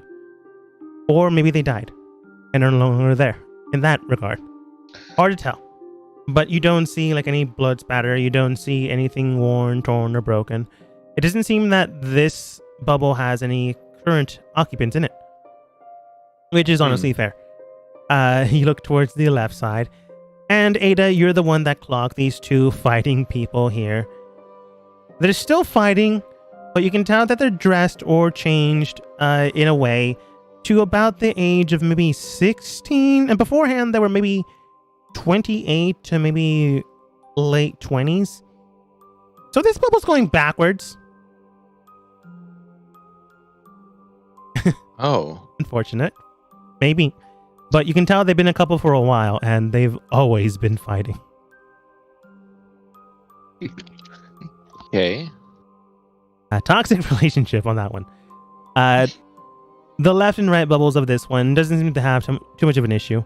Right now, it's just a couple on the left bubble and a singular person on the right. You can tell that they're living life just well off. Nothing seems to be problematic there, which is good. Okay. They lived. That's good. Yeah, not everyone is doing poorly or terribly. On the left bubble, you can tell it's no longer visible or occupied by anyone. Maybe. You don't currently see anyone. You do see someone, however, go around the corner of the tree, and then it doesn't seem to be anyone you know. It's just someone that's there. It just now has maybe occupied someone new. And on the right bubble, you do see that... I'm going to actually roll for that one. Because there was 3 scenarios that could have happened here, and I didn't roll for this one. Okay. Reroll on 4. Reroll on 4. Okay. Inside the bubble, you see what appears to be a menagerie of kobolds. About varying colors, red, green, blue, even some gold kobolds, which is very, very, very rare to find. Because normally they're not metal or metallic. What is a gold kobold? It's generally nothing, because kobolds are generally made after the chromatic color of the dragon that they generally worship. So it's usually there's usually no metallic ones. What can I know? What do I know what that means? You can roll history. Ooh, history. Okay. That's pretty good.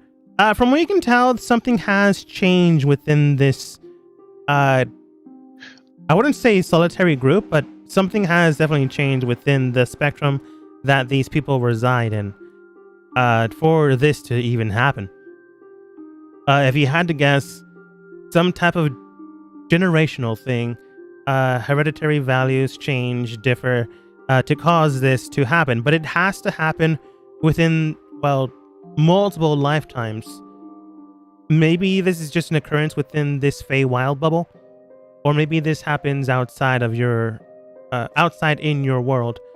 But as of right now, you're not entirely sure. Just this is something that could happen. Just not likely. This is a type of mutation that could occur, but it's very, very rare. To have, or at least to get any type of scaling from someone like this would honestly cost a lot of money. Like straight up. This small little 3-foot kobold dragon thing would cost its weight in gold and then some. But I know that, right? Is it like a whole clan of gold kobolds? Do I know that?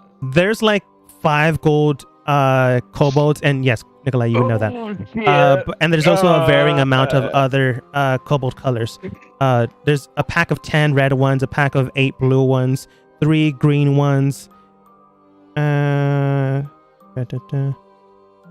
black ones, and 3 blue ones. Oh wait, not 3 blue ones, 3 green ones. You can tell that they're surrounding 5. You can tell that they're surrounding a pedestal, and on top of it seems to be a woman decorated with like capes and gowns and a very funny hat.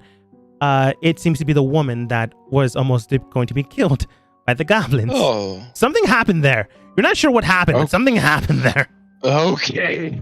And she's now apparently the ruler of kobolds. Dust. I want to make a stupid decision, but I don't know if it's worth it. Because I feel like if we went there, kobolds are smart, but I've never seen a gold kobold, and I know that those are really valuable. So I'm gonna leave this up. Yes. Not necessarily money wise. Oh. Yes, money wise. So if we need to get money, and I feel like we might need some money coming up soon. Fauna does state, also, soul-wise probably. There's not that many. And soul-wise, apparently. So maybe, I don't know. I mean, I'm willing to take a risk. But I tend to be, if I'm going to be honest, kind of irrational. I mean, maybe a bit. And I don't know if I'm still coming out of this the beer that I had, but I really want to go take out some kobolds. Before you do that, does anyone want to roll insight to determine how much time may be in the bubble? Yeah, that's what I was wanting to do. No, I was wanting to get an idea of. Yeah, Dust would know. Insight, you said? Just kind of time frame, because that's the biggest thing for this. That's a 14. Dust, it's hard to tell, but definitely time moved forward. Nothing's moving back, which is maybe good. But Ada and Nikolai, you can determine that based off of the coloration of her skin tone, the way her hair is natted, because it has been some time. You can tell that maybe weeks have passed. Not months, not days, weeks. You've only been gone from this area for about 2.5 hours. Getting closer to 3 hours at this point. And, well, weeks have passed. Within the scope of hours. So time within this bubble is moving much quicker than outside in the normal world. Yeah, I will say Ada got it 16. Ada, you can determine an hour eats up in this bubble 1 week there. Oh. That doesn't mean you will lose time. Rather, time is moving very, very quickly there, which means you'll be fine if you leave that area, but you'll also be spending a lot of time in that area. Man. Mm-hmm. So we would, so at a game, like in game, we would be spending. It would take us a while to get out. I mean, mm-hmm. What if? But I have an idea. I have a very interesting idea. Do you have any rope? Amara does state I have like hemp rope. Okay. Yes. So if I tie the rope to me and I jump and you tie the rope to this platform and then I misty step into the bubble, then you have the end of the rope tied to here and we can climb back out of the bubble when we're done getting the kobolds or collecting whatever we need, and then we can just climb back out. I don't think that will necessarily work. Fauna, would that work? I've never tried this, and neither have any of my predecessors. Okay, there's now a 50% chance it's going to work, Nikolai. Are you sure you want to do this? I mean, I'm gonna look at my wrist as a metaphorical watch to see how much time I have. if anything, we can, because this had a bunch of goblins in it. You have been using a lot of spells. Yes, indeed, but I don't think it will be a challenge. Go in with kobolds. Let's first figure out what's going on. Okay. Well, I guess we could take an hour of our time right now, and maybe get anything that we can back. Or I mean, I don't know if you want to, if you really want to, just we could actually go back out and then spend a day relaxing. But I mean, if we spend a day, then how much time is going to pass after, or an hour after? Because if we spend an hour, then it'll spend a week of time that will pass now, and then who knows what time will pass now after we spend an hour. So I mean, Nikolai. Yeah, I am not thinking so much on time frame. Timing will be perfectly okay if we go into this bubble. Yes. I am thinking more of along the lines of what would be best for your soul count. Because potentially 30 souls? If I collect 30 souls? I'm saying potentially there would be 30 souls of the cobalt. I mean, we don't know how much each soul is worth for each different color, but yes, at least 30. What I'm saying is foregoing the kobolds, and there might be a ton of goblins that we could use instead, and then work with the kobolds to get rid of the goblins. I mean, I want to kill the kobolds because they're worth, at least the gold ones, because they're worth a lot of money. Upward estate. Look, I already tried to warn you. If you're gonna go, we can try that, but I'm not gonna save you. It's gonna eat up a couple weeks of my time, and while it's not gonna affect this plane of existence time, it's gonna probably affect my body. And I'd rather not be older than I have to be. Why do you want to not be old?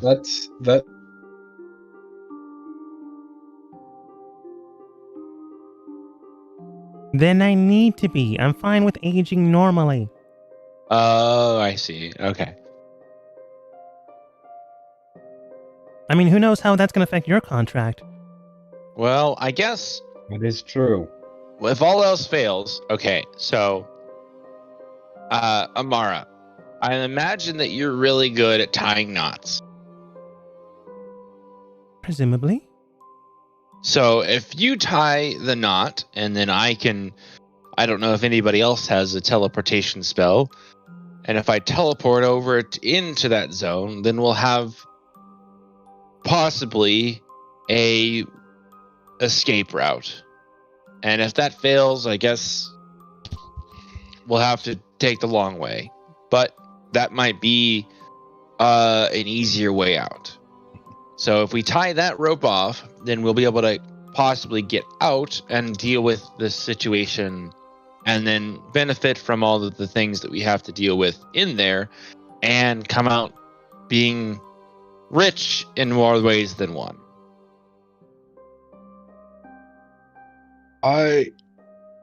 Nikolai, we have a great deal of wealth right now. I'm more of thinking about the lives of these individuals. We don't know if the situation of these kobolds. So before we go in, yes, with our crossbows blazing, we have crossbows. Figure of speech. Yes. Some of us do. Yeah, indeed. Some of us do have it. I think when we go in, we should figure out what the situation is with this particular woman and what because I think she would have the best idea. Why do we have to read the situation? Why can't we just deal with what we see and then just do what we want to do? I mean, what's wrong with that? Nikolai hiccups as he ends his sentence. I know you're panicking to a degree. Because you don't have much time left. Sure. And that is the only reason why I am favoring this. I'm just saying,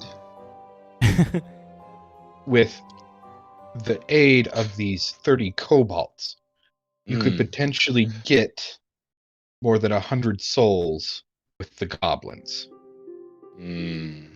Whisper does look down at it, and when you mentioned that, she does state, "Okay, yeah, genocide out of the way. Yeah. If you really want to kill them, it doesn't seem like she's been spying this bubble for the time you were here. She has been keeping an eye on things. She does state, it does seem that they're more or less treating her as if she is some divine being or perhaps their new leader. Ooh, interesting. However, there's also something else you can do if you really just want to murder everything you see. We can't be perceived here, so if you just have AoE spells, you can probably throw them in. Have a what spell? Oh, AoE. Oh, area spell. Okay. I guess I could.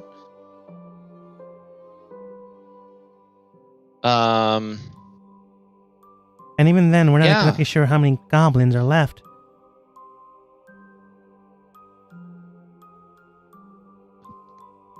Boop boop. Okay. Wait a second. That's not how that works. Those are worth more. Right? Hold on. I need to check something. I need to check my spell. Okay. I need to check for the spell currency, how much spells are worth. For transfer. Oh yeah. Okay, sorcery point cost. They're worth more than I thought. Okay. Not good. Okay. Yeah. Okay. It's worth it. Boop, boop. Boop, boop, boop, boop. Okay. Cool. I was transferring some sorcery points, so I got rid of all of my first level sorcery or first level spells, and now I gained a fourth level spell again. Because I used all my sorcery points to get back a fourth level. Mm-hmm. Okay. All right. I suppose I will. I could. Before we go in there, I can cast a zone of frost in the area of the most condensed area of kobolds, and that would take out a good portion of them, at least hold them back from a good portion of them, and then we could target the remaining ones.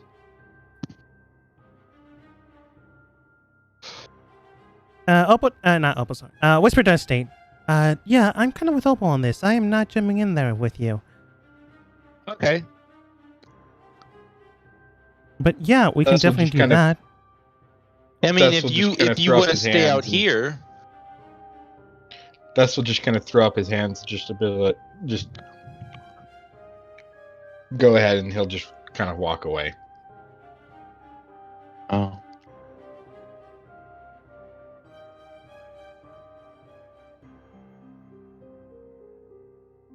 Oh?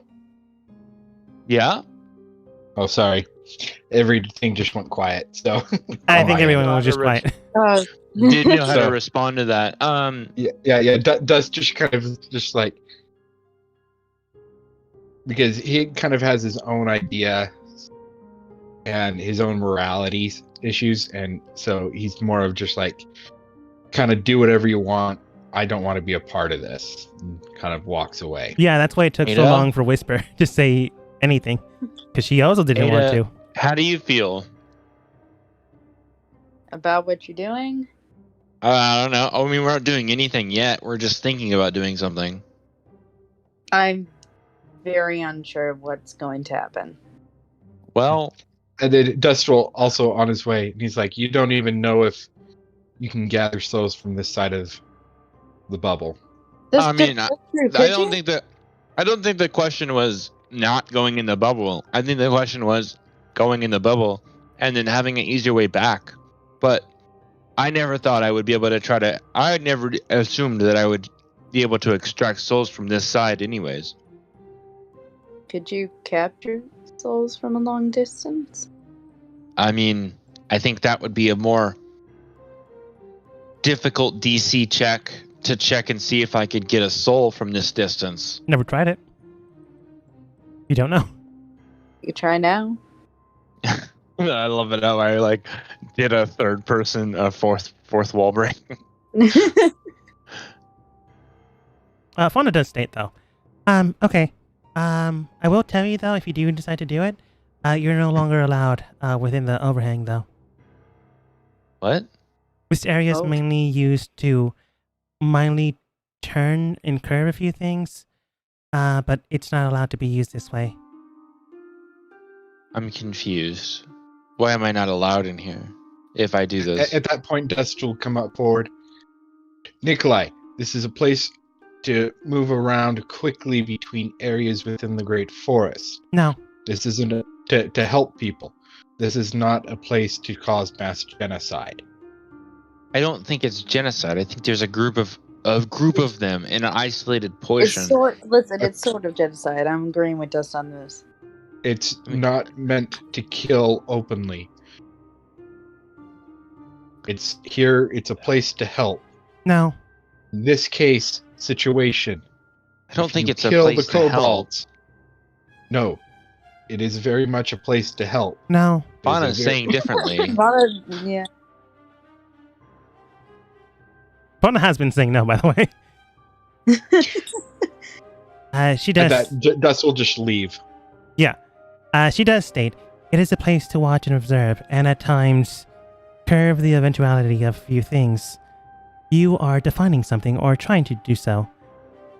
You are potentially altering a complete course of one's life. And that is something a watcher cannot do. And unfortunately, if you decide to do this, you are no longer allowed to be here. So if Nikolai decided to cause a mass genocide, he would be banned. You say that it's a mass genocide, but this feels more of a.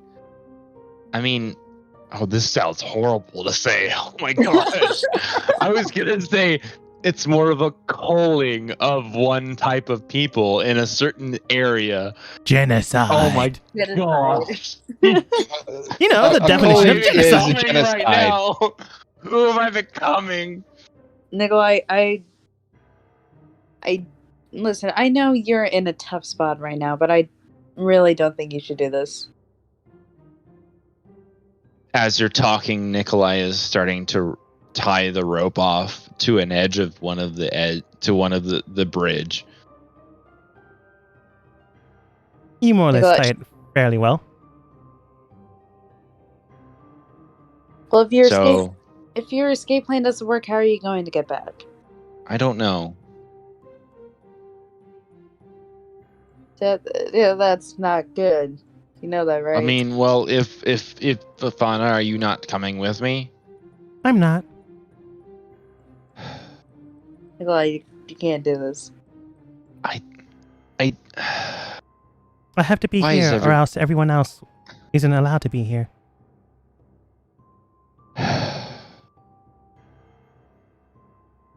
You can tell she has no issues with you murdering people, by the way. Just can't do it here. Okay. So I feel like I'm in a player conflict right now. Like a player versus person, like a PC versus player conflict. Because I feel like Nikolai really wants to do this, but I don't want to do this. Because I feel like he wants to do this out of pure, like, favor to be true to himself and true to like what he feels is right now, because he saw and he told everybody, hey, these people are worth a lot of money and I want to do something about it and possibly figure out how to get back. But I don't like the the only thing that's stopping him from doing it is the fact that nobody else wants to help him. So, but he still feels obligated to want to do it. I will tell you the way Dust is looking at how Nikolai is looking at it at this point in time. How Dust is thinking that Nikolai is looking at all these kobolds. He's thinking that Nikolai thinks all these kobolds are a form of currency. Yeah. And that is one thing that, like, Dust loves money. Yeah. But he knows the importance of a life. And you can't put a value on that because of his experience. And so when he was seeing Nikolai do that, he's not thinking about the life. All he's thinking about is, oh, this is a currency, both in money and in souls that he can use. Yeah. And it literally is disgusting Dust. That's why he left. Makes sense. This is very tense. I don't like it, but it's so tense. Like, he would have left very much with a frustrated, disgusted look towards Nikolai. Man, this is straight up because of the way he was doing. But he was just like, do what you want, and he left the overhang. Okay, Dogma. Mm-hmm. Okay, after Nikolai, he's spending time tying this rope off, and he's spending time tying the rope to himself. Like, I don't know how much rope I have. I would probably ask Amara or anybody else that I could get a length of rope that's probably 100 or 150 feet that could make it to the ground. So, and then at this point, he's probably gonna take a moment to mentally note how much time his contract has. And I want to know, if he could take an actual moment to know how much physical time he has left.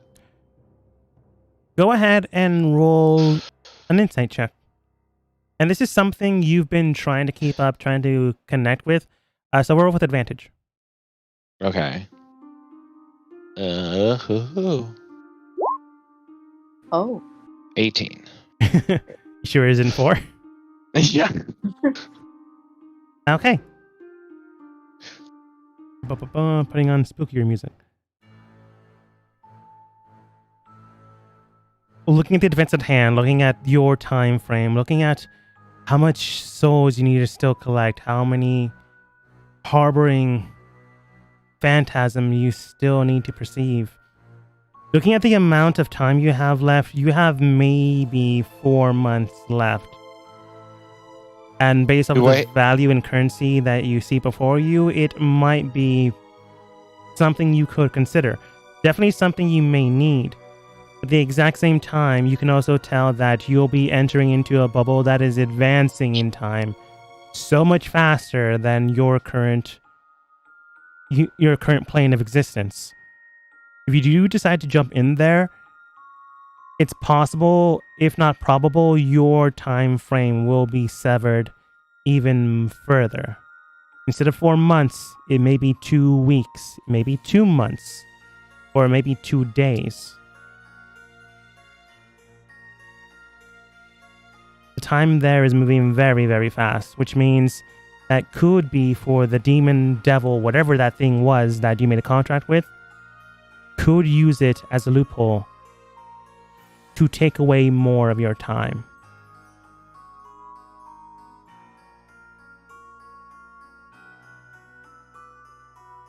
And you only have 4 months of it left.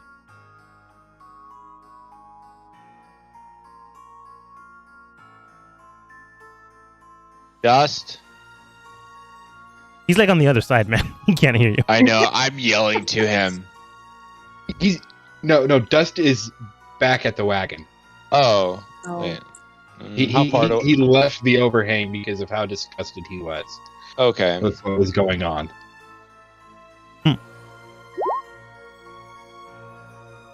Like, situations kind of like with goblins, like if you're fighting up against Dust does not have a problem with that. Shit.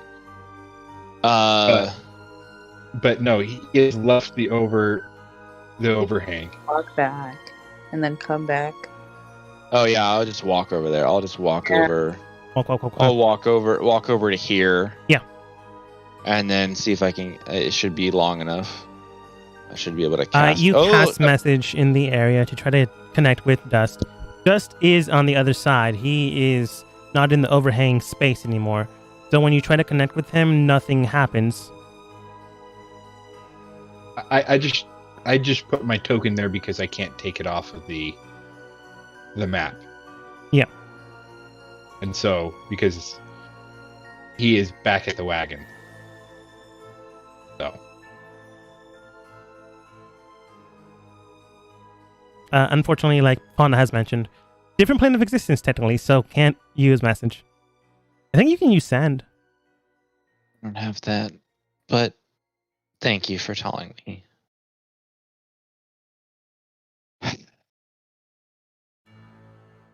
Mm-hmm. You ever have those feelings where you feel like you want to do the thing that you feel like is right, but everybody feels like it's wrong? No. Honestly, no. Sorry. Oh. Amara does state, yeah, from time to time. Whisper does state, yes, but again, information broker and tentacle assassin. So I kind of curve those feelings. Opal just looks towards Whisper. What? So I guess nobody's gonna help me? Amara does state, I'd rather not. Opal does state, again, don't want to age before I need to. Whisper does state, we don't know what might happen on the other side, and there are... there's only like 22 of them. 22 of those creatures on the other side. And that one human woman that is either being worshipped or is their king. She's being worshipped. But Nikolai, I know you want to do this. And it's bad even if you go alone. You don't, like Whisper said, you don't know what's going to happen once you get in there. I don't want you to get hurt. Okay? That really, I don't want anything to happen, especially since your whole thing with your soul. Can I say it? I don't want to die. I don't want something to take away my soul. I don't want that to happen. And I feel like this feels like the right thing to do. How is it not the thing that I'm supposed to do? When you say that, something happens. You are basically just airing out your frustrations to the people that you know. Dust and Ada know the entire scope of what's going on, but Amara, Fauna, Whisper, Opal do not. So when you give the entire context clues, Fauna looks towards you, like immediately clocks you, and not like hits you in the face, but looks directly at your face. You notice that, and when more or less you're gonna maybe get aggressive and say, what? Fauna does state, oh, you're bound by contract. Oh, there are a few ways to get out of that if you want.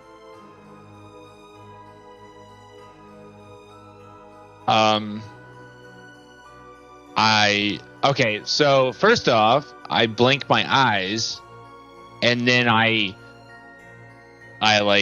don't know how to respond to this, and maybe I lose my balance for a second. I'll catch him. No, I think this is funnier. Nikolai, you lose your balance and you immediately trip. You begin to fall, and then you stop falling because you're tied onto a rope. So the team picks you back up with the rope. Okay. What do you mean you know how to get out of a devil contract? Oh, it doesn't matter if it's devil, fiend, fae, or other. Contracts have varying bindings, but also various loopholes. And you didn't care to mention that you knew about them? Oh, I didn't have all your information. Because you never told her. To his point. I know. I'm not really fond of telling people that I'm bound to something in a contract. I think most people wouldn't really share a lot of that information. Understanding. So, I mean, I guess thank you for not letting me jump into there, I suppose. Oh, I wasn't going to stop you. Thank you. We need to have a conversation. Mm-hmm. Nikolai sits. I'm gonna sit down on the bridge, and lay on my back and just kind of sit there for a solid minute or so. Yeah. I'm gonna say Whisper comes over towards where Dust is. Speaking to him, she does state, I'm not exactly sure what's going on, but I think Fauna might have done something. I honestly don't know what she's doing, but she gave Nikolai maybe hope. I don't really know. I will say that when Whisper comes up to Dust at the wagon, yeah, Dust had his face in his hands, and he was crying. I assumed. Oh. She still says it though. So when she gets close enough to notice that, she does state, "Do you need a minute?"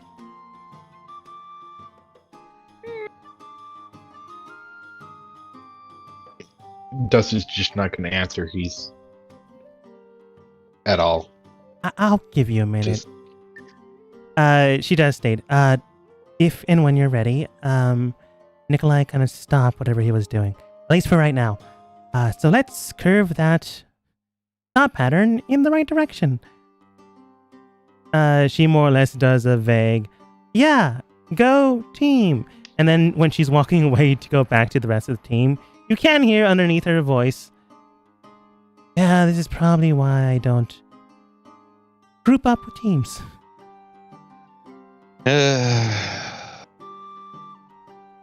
Fine. Ada clears her throat. I'll give you guys some space. Referring to Nikolai, and just starts walking back to the carriage. All right. When you do so, you just see Whisper pass you by. The rest of the game also give you some space. Fauna. Yeah? I guess thank you? I haven't done anything, but okay. Well, at least you gave me info that I didn't know that you had. Okay. Yeah. Hey, but at least, do you have can you give me a hand for a second? I have to do something before we leave. It depends on what it is, but okay. I want to see if I can grab at least one of the souls of these kobolds. Again, maybe. I'm going to just I'm gonna hold out my book in one hand and then shoot a psychic glance at one of the kobolds that's a gold kobold and see if I can pull its soul out of the orb, just as a last ditch effort kind of thing. Yeah. Let me take a look at the canopy rules. Okay. go ahead and roll. Wow, that's really low. Right, intelligence. They have a flat roll. It's an 11. You just shoot a second lance at. I don't know. He looks. The golden kobold looks like they have like dark ebony robes, a hood up. Honestly, they might be a little bit edgy. I would maybe consider them an edgy lord. Who's to say? You just silently lance them, and they straight up die because they don't have that much health. So they hit the ground heavily, and nothing seems to go towards you. You have your book out. Can I try to roll anything for that? Yeah, that's fair. Technically. Okay. Go ahead and roll nature. Nature? Oh. Did I use my Tides of Chaos already? I don't think so. Okay, cool. I'll just roll a nature check and see if I get high enough. Yeah, that's a 13. All right, I'm not gonna say if you succeed or not unless you just said, that's it. I'll roll a tide. I'll click a Tides of Chaos just in case. Do I keep ability to once you do something with spin? We get advantage. So yeah, I'll just roll the Tides of Chaos and then do another roll. Nature. Yeah, 13. Okay. So 13. You can tell that when the spirit leaves, you can kind of see it because this is the entire thing. When it begins to waft into the air, you try to bind nature from this plane into the other side. However, those two aren't really warping or meshing together. There is a subtle connection that allows you to go from one end to the other, but maybe not the other way around. There's a reason why Fauna or her predecessors didn't jump in with rope. Maybe. It's very hard to see if Fauna would give me advantage or help her anyway, but... No, not in this case. Okay. She didn't stop you, though. Yeah. But when it doesn't go, the spirit form goes into the other plane of existence. You do see the woman that is more or less controlling the kobolds kind of sigh with relief for some reason. You don't really know why, because you have no idea what's going on there, other than she is maybe the king. But maybe she doesn't like being the kobolds, air quotes, king. Oh. Maybe she wants to go home. Maybe. Like, this is something you might be able to interpret. Can I roll anything to insight that? This is your general feeling. You can roll insight if you'd like. No. Yeah. It's a general feeling of relief, maybe a relief of one less potential threat to deal with, because she was honestly just a couple of weeks ago attacked by goblins, and now in an entire encampment of she has no idea what they are. So she might be afraid or worried or something of that nature. Okay. Yeah. But the first description I gave you was just the way Nikolai might see it. But Fauna does state, one or two shouldn't be an issue, but you can't destroy everything on the other side. It would be a imbalance of nature. Okay, well, I guess we'll leave and take it as it is. I can tell you, though, that one particularly did kill about 13 goblins and 2 humans. I mean, you say that now, and how do you know these things? Oh, I'm a watcher. I'm pretty sure I mentioned that a minute ago. I mean, it seems like that lady is, seems like she's, stuck in that world because they've seen her as, a leader or some kind of deity of some kind, and so they seem like to, look up to that person, and so she doesn't want to be there. I haven't seen her, since the time I've been watching. So she's either new, or very unlucky. Or both. So you just let things pass and then they run on their own accord and you can't really intervene as much as you want? Or do you not intervene at all? I can intervene from time to time if it seems that the course of nature is either indifferent or needed to be changed. But too much change would cause an imbalance. I see. Yeah, straight up fine with you murdering people, so long as it doesn't cause an imbalance. There's a reason why she is journeying right now. And you've never really asked. But the rest of the team do join you. Okay. But yeah, bonding back with Dust. Ada. Actually, Dust. Dust, you saw Whisper talking with you and going back. It's highly probable that, based off the information you do know, did you recompose yourself before anyone else showed up? You can say no. Perfectly fine. I will say that by the time that Nikolai and Fauna get there, yes, but the others, no. Okay. So when Ada gets there, she does notice this. Yeah, she would. Your emotional stance right now, what you're currently feeling. Is there anything you do, Ada, or do you just let him feel his emotions, which is perfectly valid? Ada's not gonna say a word, but she's gonna give him a handkerchief. Yeah. Ada, knowing that sometimes you just need to feel your emotions, let them out to make sure you're able to process them. Ada, you comfort your companion, your friend, ally, whatever you consider Dust, to the best of your abilities without making anything worse, making anything better, just allowing Dust to figure things out for himself.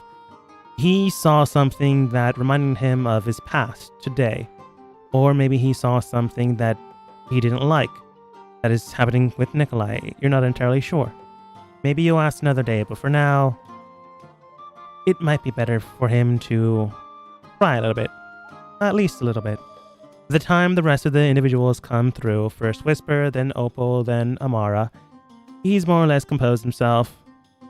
And when Nikolai and Fauna have come out, he's not right as rain, but he is okay.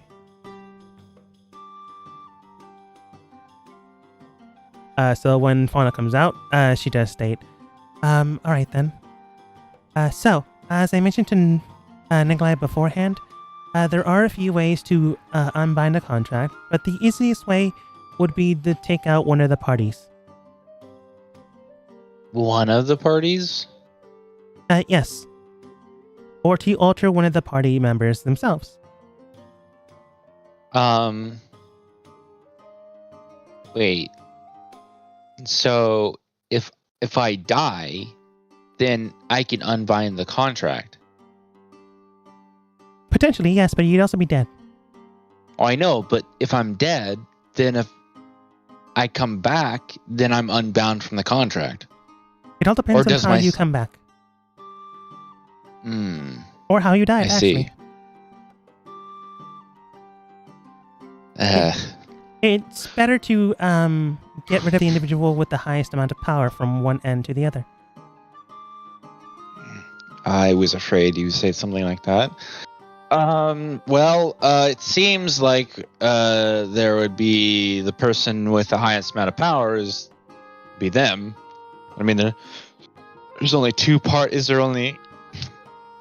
How many parties would there be at play here? Just the devil to get power from something else, or is it only one that gave me power? Oh, the one that you're bound to, or bound with? Yes. It would be that one. He wouldn't go, maybe their boss or boss's boss. It wouldn't happen like that. It's how my mother got rid of her contract. So if I just take them out, then I'd only have to kill one person instead of 60 or 50 or something people. Mm-hmm. It does leave a power vacuum though, but whatever power is behind them, they can sort that out. So Dust, you want to kill a demon? Or devil, you still don't know.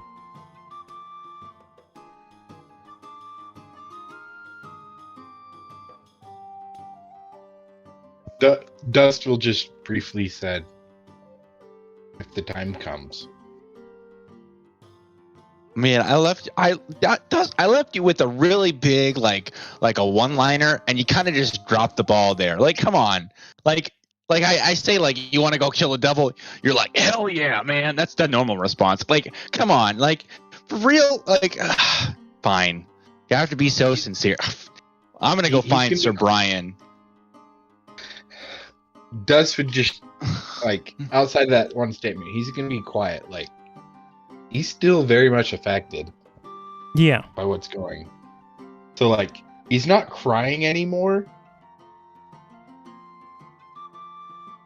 But he's still not in an emotional state that's okay. Yeah, for sure.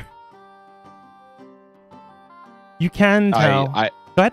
Okay. I walked past Dust, and I don't know where Sir Brian is, but I'm trying to look for him to avoid dealing with. To avoid talking. I don't know if Dust. The way that Dust responded. I'm kind of just like, nah. I don't want to deal with whatever is going on. Yeah. Go ahead and roll survival. Okay. Now one. Feel like you're finding him. In fact, you feel like he's very, very close. You've been going around in circles for about 10 minutes until you realize that those are probably your footprints and not Sir Brian's footprints. Yep.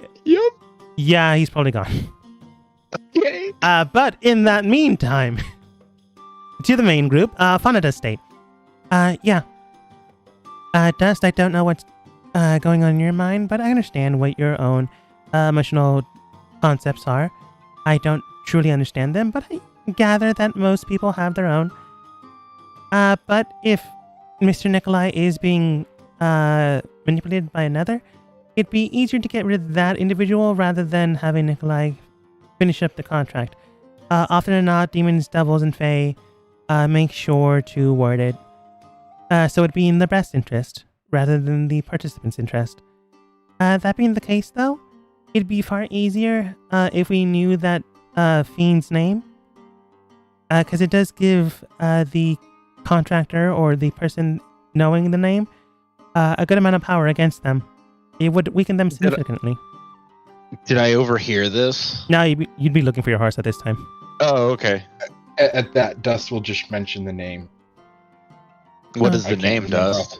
Oh, you gotta know the name. He does need to know the name, but unfortunately, Nikolai, you did tell him the name. Oh, okay, cool. So his character would know. We met the person.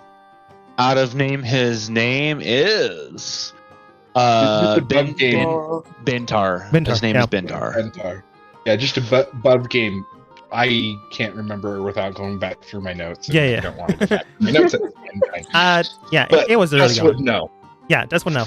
Dust says Bentar and Fauna State. Interesting. Usually they don't give the names that easily. So it might be an acronym, synonym, or just a nickname for them. So there is a summoning contract, summoning spell I can use to summon something here.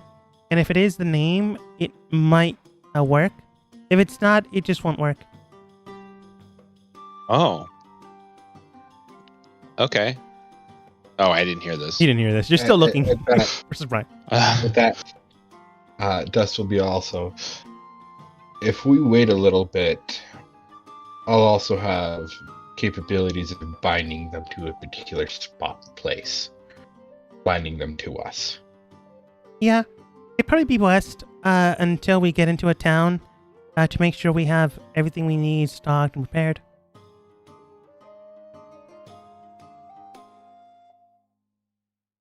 Either way, we also need to get to a town to make sure everyone's okay. The closest towns I can take you to are, looking at my notes, the town of Hythe, or the town of Load Screen. Porta. Nikolai would would be Porta, somehow the town of Hythe, break the fourth wall and say Hythe. Or Yepta. Yepta's a long ways away. She said the closest. I'm looking. Okay. I'm looking away, and like Borda's the closest to the forest. Okay, I'll just show you. I'll just show you. Based on where you're at, you're technically right here next to the mountain range. Oh, okay. So you'd be close to Hythe, Mighty. I would. I can't see. Or Yepta. Borda's about the same range, but it'd be on the other side, so she wouldn't take you there. At that, Dust was like, personally, I would like to go see my family in Yepta, but we had plans of going to Hythe first. Okay, it should only be about a day's trip away, if everyone's ready to go. Oh man. Yeah, let's get going. At this point, Nikolai, you do return. Oh hey, how did it go? I was looking for Sir Brian. He must have gotten lost somewhere. What were you guys talking about? Going to the next town. Oh, where are we headed? According to consensus, Hythe. That's what our plan was. Oh yeah, we're gonna go there. We're gonna go Hythe for a little bit, and then head on our way up to Dawn. Yeah, there's nothing special in Hythe. I think, yeah, that'll be a good place to stop and rest for a little bit. Whisper does state, it should be fine since it was the first city you guys dealt with, so long as they secured themselves, should be okay. I mean, if anybody want to roll deception, or do I have to? I would have to roll a deception check to see if anybody, or maybe an insight check on just everybody else to see if Nikolai's lying. It would be a flat. I want to say 12 against Nikolai's deceiving ways. Yeah, it'd be pretty low because he's blatantly saying, after Whisper has oftenly said that he has a quote girlfriend. Yeah. Whisper's not going to call that out right now. She doesn't deal with people, and she'd rather not deal with emotions. So she's not going to bring that up right now, especially since she saw Dust crying, which she did not care for. Because she cannot handle emotions very well. On the other hand, Opal technically can, but doesn't want to. But she also doesn't know what's going on. Amara is honestly the best consultant here, but she has no idea what's going on. And I think you guys can tell that Fauna might not have empathy. Oh my gosh! What kind of people are we around? Women. Empathy in the same concept as you would have it. There's an entire thing with her, but she does not see individuals in the same light. There's a reason why she's journeying, is what I'm telling you. Sure. Yeah. Actually, the best person to consult anyone would probably be Ada. Oh, but that's cool. another story. However, as you begin to make way for Hythe, as you begin to make way for Hythe, Fauna does state, all right, then, it shouldn't take a day's wait from here, but if you want, we can travel the entire day and get there by nightfall. Oh, sure. All right. She begins to make way to make sure you guys can get there in a safety enough pace. She looks towards the wagon, and you can determine there's really nothing for you to take from there. The horse feed is already gone. Your stuff, you're currently carrying it, and you have those 2 bags of holding, so good to go, technically. And honestly, there are a few things here and there, like cookingware, pots, and pans that are a little bit better than the ones that Dust normally carries. And there might be I want to say, an explorer's pack and a medicine kit remaining there. You can take those if you want. Man. But honestly, if you already have your own, you can just, I don't know, take the torches and candles. Oh, it's like nostalgia all over again. It is. Sorry, real quick. It is gonna put a hand on Dust's shoulder and look at him and ask if he's okay. In time. That's all he'll I'll answer, and he'll just kind of walk off. Makes sense. As you begin to walk off into the estate and Forest of Hythe, you eventually get here in the streets in the city you once called, I wouldn't call it home, but in the festival town you called home it's for a pretty close couple to days. home. It was where you met everyone. Well, Hey, some of you met everyone. Jonathan, how you doing? Nikolai still breaking that window. Even after I put someone in front of it. Remember, glowing orbs is door. Totally. I totally broke through the window. So Jonathan looks towards you. Wow, it's been more than 4 months, kid. How you doing? As we end the session for today.